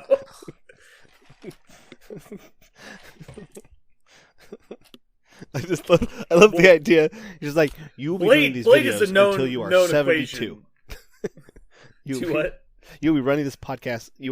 I guess you will be recording this podcast until you are 78 years old. Yeah. If you don't have that kind of commitment, you can just leave now, Parker. Yeah. You can just go. Oh, you guys making me laugh, and I don't know if I'll be able to keep talking. If I'm All right, so we have a decent amount of news. Do we have any main topics we want to do? Well, he's got some beef he needs to squash. I don't know about all that. Okay, Parker's... my main topic is this, and I don't know if I feel like we can actually make this separate from the news because I really want to know what your guys' opinion. I am nervous. I do not like this. When is an affiliation not an affiliation? The convocation, quote unquote affiliation. I do not like it. Okay, well, let's save this for the episode. I'm saying, how do we need to get a topic, or are you going to ramble for 30 minutes? No, I'm not going to ramble. But okay, so we need a topic. But if that's, I'm not going. Well, that's not a topic. Okay, here's the thing. If you, I think this is huge for the game. It's a really big deal. It's a paradigm shift. That is, I think, a topic. I don't think that's unless you want to just cover I don't it in the think news. that will take that long. But really, okay. I mean, I knew you guys would be much more dismissive of this than I am because that's me. That is true. But Parker's our canary in the well. In the mine. Oh fuck! What's going on with Parker? I cry foul constantly. Constantly. We have some new tactics cards we could rate. We haven't done that in a long time. I guess that's true. Well, you mean the new ones, or which ones are you talking about? Just the ones that are in the stack, that are usable, that are out now. Or even rate some models, dare I say? We haven't done that in a while. That's what I was looking at. I think I messed up my data sheet here, though. I think when I sorted it prior, I didn't sort with the number. Whoa. That was quite...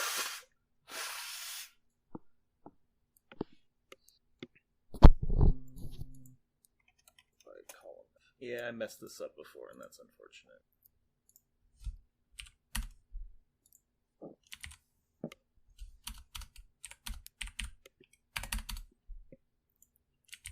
You know, for Excel being pretty smart, it's pretty stupid sometimes. All right. We never rated Hulk. That's not right. Oh, that's not Hulk. That's Doc. We never rated Hulk. That is correct, because we think we were going to rate him as part of Defenders. Yeah, it looks like we never rated Defenders. All right. Yeah, I'll pick, I guess. We'll just rate the Inhumans. If we run out of time, we'll rate the Inhumans. Fair? Because that won't take very long. Inhumans. Ugh. Yeah, they all get a 1. Moving on. It won't take very long. That's the whole point. Okay. Do you have another preference? Oh, Or are you just going to make noises and then not follow up? I threw up in my mouth when you said Inhumans. I was actually thinking today, you know what? People are trying out X-Force. I mean, why not try out Inhumans? And I looked at it, I was like, fuck. Well, you generally have really bad ideas, so that tracks. Yeah. That's true. Okay. Ooh, also Dormammu will be fun to rate at some point, because we've never had a model break the, stat, matrix quite as hard. Yeah, he's a weirdo. All right, you guys good to go? Mm-hmm.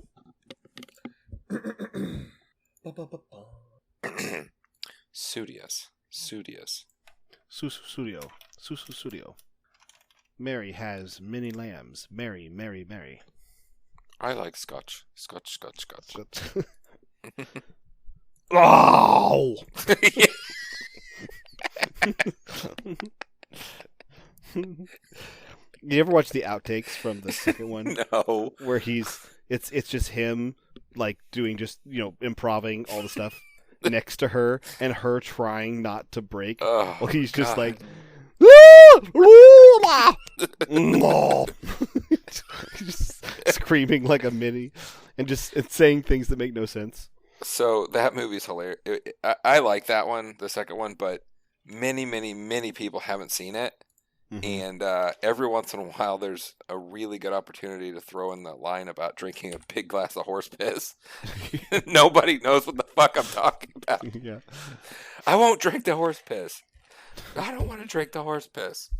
There's a secret. Brick's funeral is one of my favorite scenes in all of cinema history.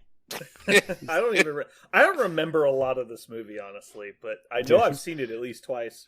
My favorite part is when he's standing there is Ron and the crew's response was, "Dang it, Brick, you're not dead. You're not dead, Brick.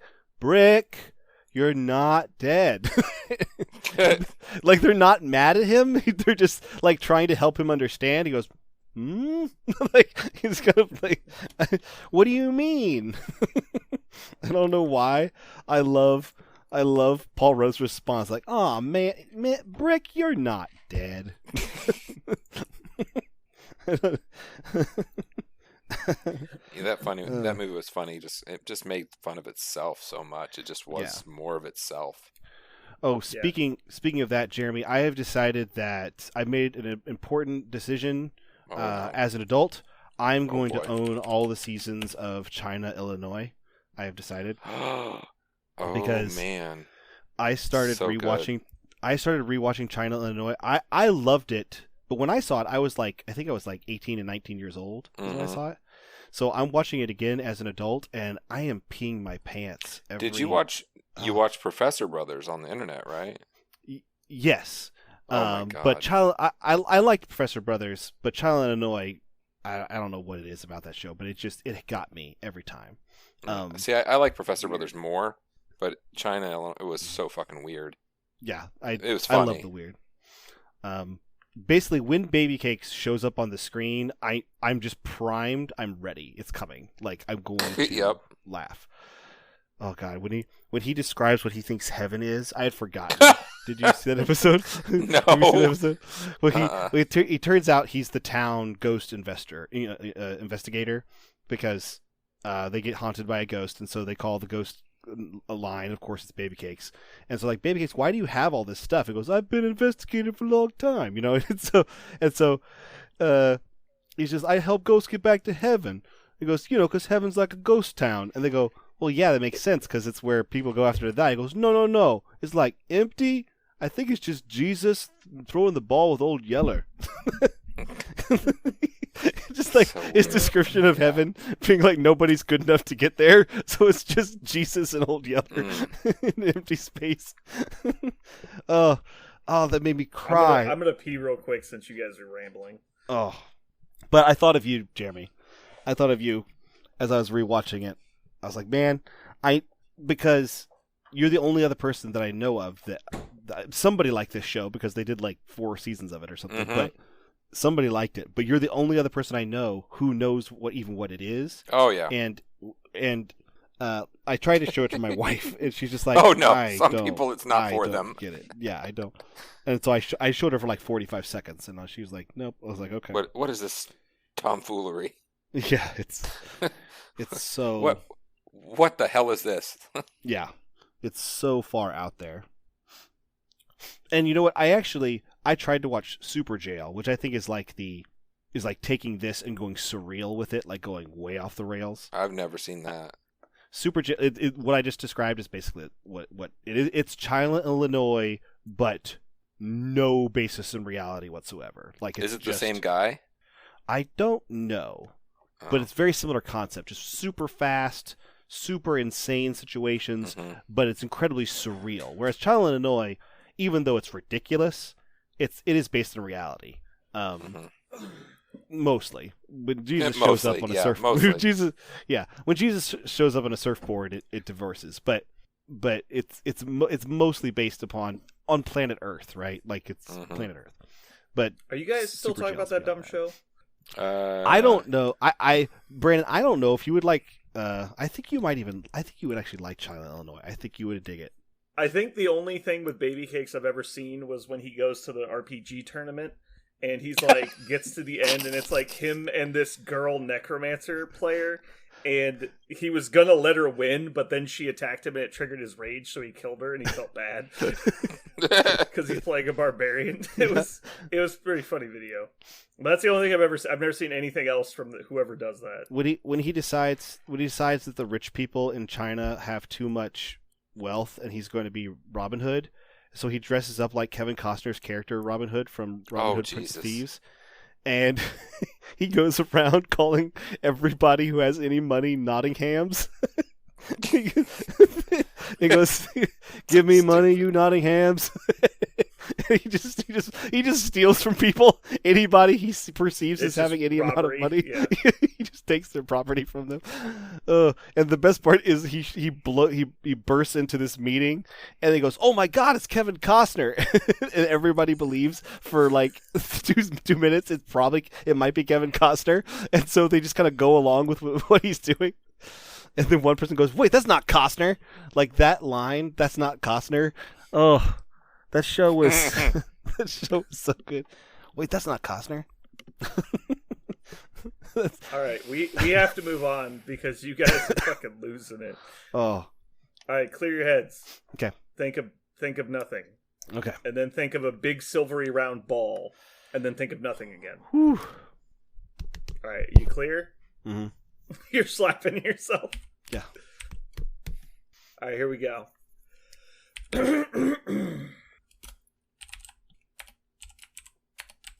On a Google Plus TV show topic tangent, did you guys see that What If came out yesterday? Oh, no. No, I have not seen it. It's the animated Mhm. alternate timeline Marvel show. Supposedly, the first episode is about Yeah, I used to read Sharon those. Carter, not I like that Sharon comic. Carter, Peggy Yes, Carter. I'm actually So, reading one right Yeah, now. I'm gonna watch that tonight. I'm actually reading a What If. I haven't finished it yet. It's a Spider-Man What If they're doing right now, which is super Of course. cool. Because John Romita is illustrating it, and whatever he touches, I read. I don't care. Cool.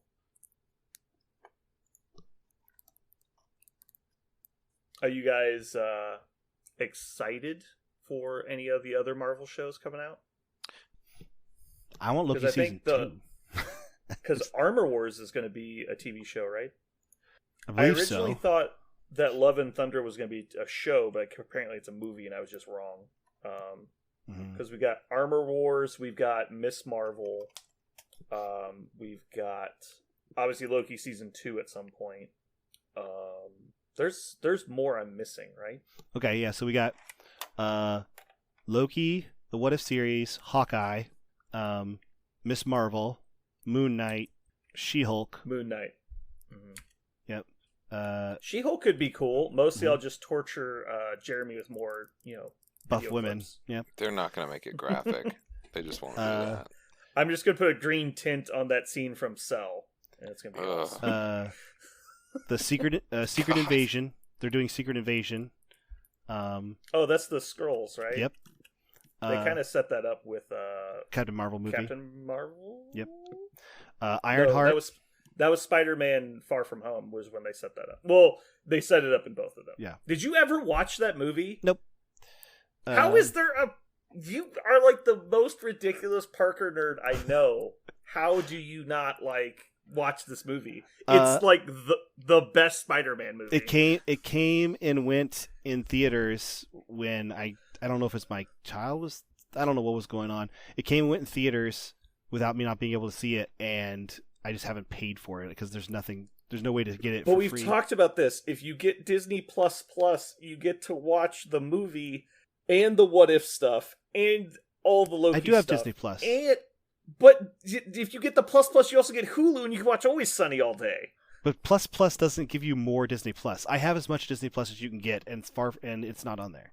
But you don't have Hulu, and you always complain that you don't have Hulu. Hulu and you can't watch Always Sunny. Well, I complain that I can't watch Always Sunny. I don't 18. need Hulu for You can Always Sunny. spend $90 a month on mobile games, but you can't spend $6 to watch Always Sunny. I will kill you. I never said that my priorities were correct. I said I haven't watched Spider-Man: Far From Home.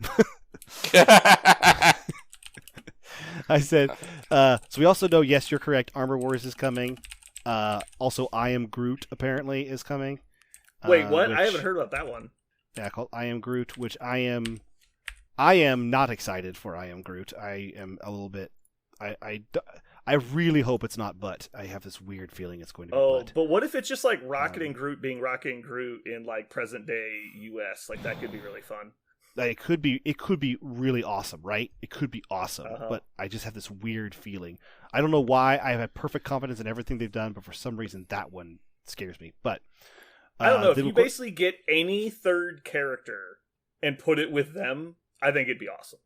As long as there's a third person, it really doesn't matter who it is.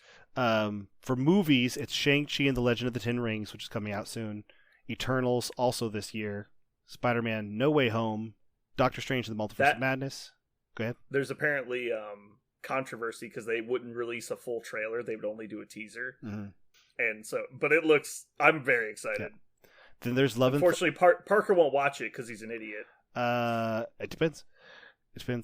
Thor: Love and Thunder. I will watch all Marvel movies except my favorite Marvel movie. I'm not gonna lie. There's something about Spider-Man movies that. You just don't want him to mess it up. I get so upset. It's ever since Spider-Man 3, you're like, I will kill myself. And then I went and saw then I saw the Andrew Garfield one, and I left there just so fucking mad. There was only one part of the Garfield ones I thought was irredeemable, and that was the Paul Giamatti Rhino scene. That was nope, we're done. We are done. Just burn it now. And as soon as I saw that, I was like, nope, it's over. They will never recover from this.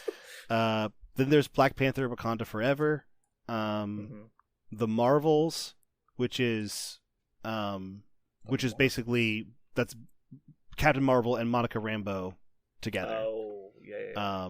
Okay. That's a movie. Yeah. So The Marvels is going to be all the Miss Marvels that's been in the comics, which is Monica Rambeau, Miss Marvel, the Kamala Khan. And then Carol.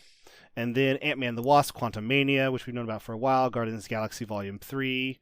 And then they're saying Fantastic Four to be announced, and Blade to be announced. Conveniently, also we have Venom 2 coming out. Which is Fox, right? Fox is that. It is in association with Marvel, yeah. Mm-hmm. But I mean, they're starting to do some heavy crossovers, so I think it's going to be anything that is produced from now on. I think will be effectively MCU. Well, that's because they can't not have the money. The MCU cracked that code for the money. So any studio making something with the Marvel license, they'd be so dumb to try to make their own universe because it's don't they own Fox Entertainment though, right? Yeah, but is it Sony that owns Venom or is it Fox? I forget. Sony owns the rights to Spider-Man movies. Mm-hmm. And so if Spider-Man was going to be in it, they would have to do the collaboration. But I think they figured out that they both make more money if they shut the fuck up and do it. So yeah. I think we're on. I think the money has explained to them how this works at this point. So Yeah, I'll do It that. will probably for money. probably happen at some point. Yeah. I don't know. I think Venom 2 looks like it might be good. And I enjoyed the first Venom movie, but obviously it wasn't anything. It wasn't amazing, but like it was better than the previous Venom movie, which was no Venom movie. So fuck off. Oh no, Toby, was it Topher Grace or whatever his name was? He was great. Venom. That was not the Venom movie. That was Spider-Man 3. Oh, I mean, but he was the totally, black hole from which there was no escape. But he was totally in it, and he was so menacing and scary. Anyway, I remember just being in awe of that movie the whole time, and that's the best way. That's the most positive word I could use to awe describe it. is the correct Awe. phrase. I think Just- like you're just sitting there, you're just stunned into silence. The only reason we didn't hear complaints for the first 10 minutes is because people were stunned. They're like, I don't know how to react. I was such a huge Spider-Man. I am such a huge Spider-Man fan, and I love those first two movies so much. I've seen them so many times, and I remember watching the third movie. Unlike Iron Man 3, which I actually had to force myself to watch a second time, and I found out it wasn't as bad as the first time. I actually have watched Spider-Man 3 probably, I'm not kidding, maybe a dozen times. And Oh my god! And the reason no why- wonder you're afraid to watch movies. it's because every time I watched it, I was like, surely this is my Spider-Man. Surely this isn't as bad. Oh, it's just so bad. I was talking to Dave the other day, and he said that he hated Age of Ultron, and it was by far the worst MCU movie.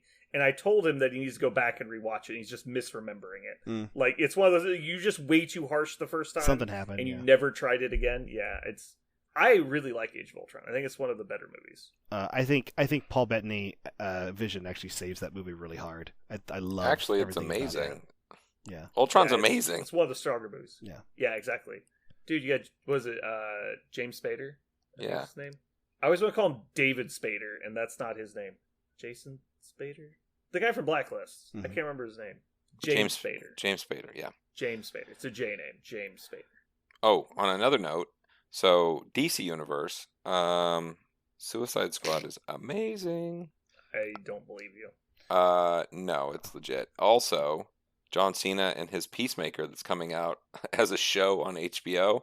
Oh my god, Oh it my looks so God. good. It's gonna be so good. I feel about that movie.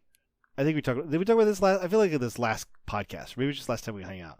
I feel like when I heard that that movie was being made, I told my wife. So basically, somebody sat in a meeting and goes, "Hey, Guardians of the Galaxy was a movie. Let's just have that happen again." And so she goes, "Wait a minute, Guardians of the Galaxy in the Suicide Squad about like a bunch of criminals that like get reformed to go fight crime or something?" I was like, "Yeah." No.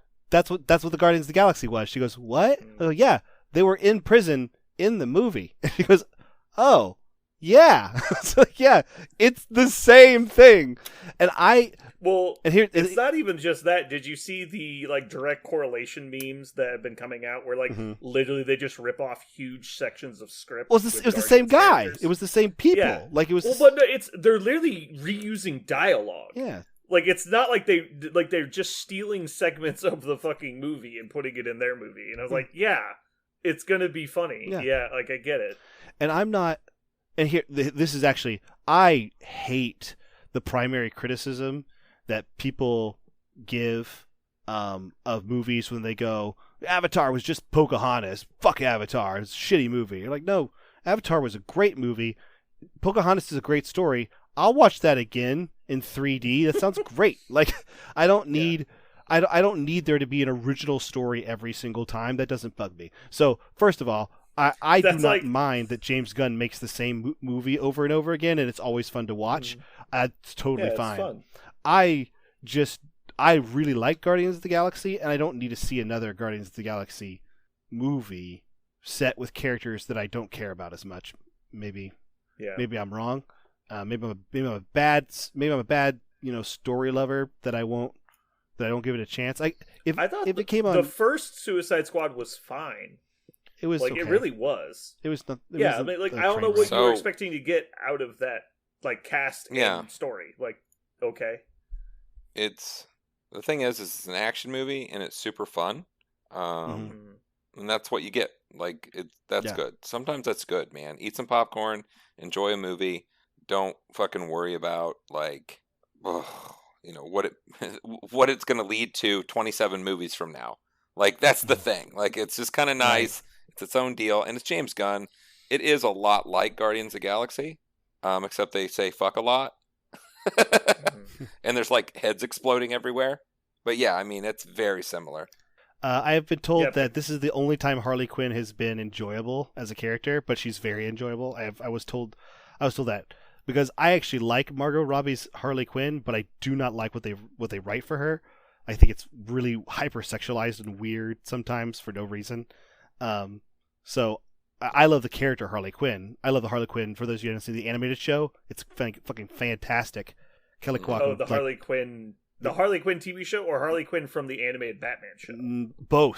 Both of them. Okay. Are they're I've totally only seen the Harley. Well, I saw the old Batman stuff, like the animated Batman show. And then I saw the Harley Quinn show, and I really like the Harley Quinn show. It's actually very entertaining. Yes. Because they get past the, like, bullshit. Like, first of all, it's a cartoon. So you get past the bullshit of, like, this is hyper unrealistic. But the character interactions are just really fun. They're great. Like, it has nothing to do with what's actually happening. It's all just character interaction. Right. And if you ever saw any of the extended original like Batman animated stuff, they did like a movie or two featuring Harley Quinn where she helps Batman out to find Poison Ivy and stuff. Like, they wrote some great stuff for that character, but then Harley Quinn and the Kaley Cuoco Harley Quinn, which is the current show, is also fantastic, totally different character. And the comics has been reinvented a bunch of times, and they're also great. I did not like. How'd you say her name? Kaley Cuoco, isn't that how you say your name? I've always heard Kaley Cuoco. Is it Cuoco? I'm pretty sure it's Cuoco. Oh, now I gotta know. I've never heard her say it. I always just hear it from like interviewers and stuff. So maybe they're just butchering it and she's tired of correcting people. I know that is actually a thing with celebrities. They just get tired of saying it, right? This says from Elle. This is from Elle magazine. Kaley Cuoco. Cuoco is how they say it here. Cuoco? Okay. Cuoco? Coco? Cuoco? Okay. Whatever. Anyway. I've always heard Cuoco, but I don't know how you're supposed to say it. Cuoco. Anyway, she I really like that show, but yeah, it's very entertaining. Bane makes me I might have missed some. Did they make? I think I saw the first 2 seasons, maybe 3. I'll be this credit card's reckoning. Bane is amazing in that show. Bane is fantastic. And when he finally loses his shit, you're like, oh, okay, he's actually Bane. Oh, like, yeah. Because the whole show, he just gets fucking shit on by everybody. But then when I was like, wow. When he finally hits the button and goes Bane. He's like, I'm done. And he just starts throwing, like, containers at people, like shipping containers. Yeah. Be like, oh, shit, he's pissed. Like, Todd, you have used the expense account for the last time. Yeah, he's always like doing administrative like infrastructure bullshit. It's like, what are you doing? I did not ask to be financial manager of the Legion of Doom. They keep giving me the small chairs. Like, we have plenty of large chairs. Like, it's like, no, you have to sit in that chair, but there's full size chairs over there. Like, he's so great. You ordered the fish. I ordered the chicken. Professor Psycho is also great. Yeah, because they make him out to be a bigot. Yeah, so funny. He's like, I don't hate women. Yeah. Like, it's like we have you on record hating women. He's like, I don't hate women. Like, it's so funny. He's like, I have to rebuild my reputation by joining this stupid, underrated villain squad. Also, every scene where Clayface gets to be another person, like where he gets to act on purpose, is great. If you guys want to see a funny episode, it's when Clayface has to be a co-ed at because Poison Ivy and Harley are trying to find the Riddler, and he's hiding out in a university, and so they find out that Clayface has been posing as a college co-ed for years, every once in a while, and so he says his character that he's invented, this girl, will come and help them, and they fucking hate it instantly because he doesn't change his voice at all. He still sounds like this, and he's just looks like a college co-ed. He's the worst actor. Yeah, and so they're instantly criminally turned off by it. But when they get there, they realize that he has this huge social network, and he's extremely popular, and everybody likes him. but never has himself, like, because everybody hates Clayface, but they love this college co-ed character he's created. It's really good. Did you see the like skit that Chris Pratt and Tom Hiddleston did on? No, sorry, Tom Holland did on some talk show like a couple of years ago. It was like right after Spider-Man joined the MCU, and Chris Pratt's being interviewed on this like Oprah-esque like talk show, but it's not Oprah; it's just some other random show. And then they have Tom Holland as a plant in the audience, and they're doing audience questions, and they pan to Tom Holland, who's sitting there with a microphone. And you're like, obviously Tom Holland is not sitting in the audience, but like he's got like security around him and stuff. But anyway, and he's like, hey, I was just curious, I'm a big fan, Chris Pratt, and I was just wondering, who's your favorite MCU actor? And he's like, Chris Hemsworth. And he's like, oh, all right, well, what about anybody else? He's like, Robert Downey Jr. He's like, oh, okay. What about someone who has a T name? And he's like, and he thinks for a while, and he's like, ooh, and I can't remember who he names. He names somebody else in the cast. And he's like, okay, what about someone with the name Tom? He's like, ooh, I got it. Or no, he said the favorite actor by the name of Tom. He goes, Tom Hanks. He's like, oh, what about with an H? He said somebody Tom, and then he says Tom Hanks. We says Tom H. And he goes, what about like British though? And he's like, oh, I know where you're going with this. Hiddleston. He's like, God damn it. Like, he can't get him to say Tom Holland. He gets him through like 9 actors. He's like, God damn it. He just like throws the mic down and leaves. It was fun. All right, we should probably get out of here. You guys good? You want to talk about anything else? Nope. Parker's giving me the signal to keep rolling, so just doing the movie camera, like back and up. You gotta do this. Is cut. This is cut it out. Cut it out. He's doing the shoot himself in the face gesture. I don't know what that means. Wait, he's taking a bunch of pills. What are you taking, Parker? What are those pills? Yeah. I am riding on a sea of chemicals right now, actually. Parker, it looks like you've just swallowed 30 Valium with a gallon of Drano. I think I think he's looking to end this. When I was a kid, there was a commercial where like there's a sea of Skittles rolling in CGI and then they're like, hey, sea of Skittles, taste the rainbow. That is what my life has been for the past like 14 days with various prescriptions trying to get this under control. But that sounds better than the Skittle pimple commercial where they're picking Skittles off of each other's faces. So nasty. Yeah. That's like the most cringe commercial ever. Every time that comes on, Max is like, ugh, like I can't watch it. Like, it's so gross. He's like, I have Skittlepox. And she's like, she picks one off and eats it. Are they contagious? I don't think so. And it's like, immediate outbreak. Was that a real commercial with the dude? Have you not seen that? No, I've seen that.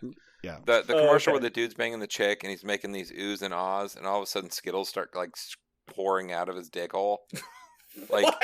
have you seen that? I don't know. I didn't know that they had Rule 34 for Skittles commercials, but I was wrong. I'm not. I remember this, but did they ban it or something? I think it was real, and then I think it never got. It yeah. might have been Right. one of those ones that never got approved. Right. Yeah. But Like he's some all, idiot at the company "Ooh." was like, "Yeah, let's make it. It'll be fine." And then they were like, "You can't show this." And it's like Taste the Rainbow. You're like, what? Yeah. Well, let's air this during SpongeBob. No problem here. Like, Mommy, what's Skittles? Like, dear God. Mm-hmm. All right, Parker. While you're looking that up, let's do this. We're gonna wrap it up, and then we'll do afters. do what? I'm not looking at anything. You're not looking anything up. Never mind. Why was I then. looking something up? What do I need to look up? I thought you were looking up the commercial because you said, I think they did, and then you got quiet and it looked like you were typing. Oh no, You're just watching the Skittlepox commercial on loop? no, I'm not. I will not watch that commercial. No. I'll send you a link, don't worry. I know what the commercial is. I've seen it so many times. It'll be like Rickrolling, but with Skittlepox. Never gonna give you Skittles. We're gonna pick them off and Ew, eat gross. them. All right. Can we go? Come on. Mm-hmm. Yeah, all right. Wow. That's deep. I said the wrong line. I looked over to read it, and I read the wrong line of the thing, and I said the wrong title. Oh well, I'll fix it in post. We're gonna have to fix a lot of this episode in post. Fuck. What a wreck. Our listeners in Kazakhstan are not going to be happy with this. We don't have any Kazakhstan listeners. They don't like us. Because you keep referring to them as Kazakhstans. No, I call him Special K. Special K. Cherburger Constantine BMMD Esquire the third. Yep. All right, guys, Got I it. gotta go to bed, or if I'm gonna be any use tomorrow. Maybe I'll be able to play. It's possible. Are you serious? Are you actually going to come play? It depends, because I also teach all day, and we'll see if my throat's on Teach fire. all day. You teach like 4 hours. You do a lot of sitting at a desk, sir. You're right. Well, what was I thinking?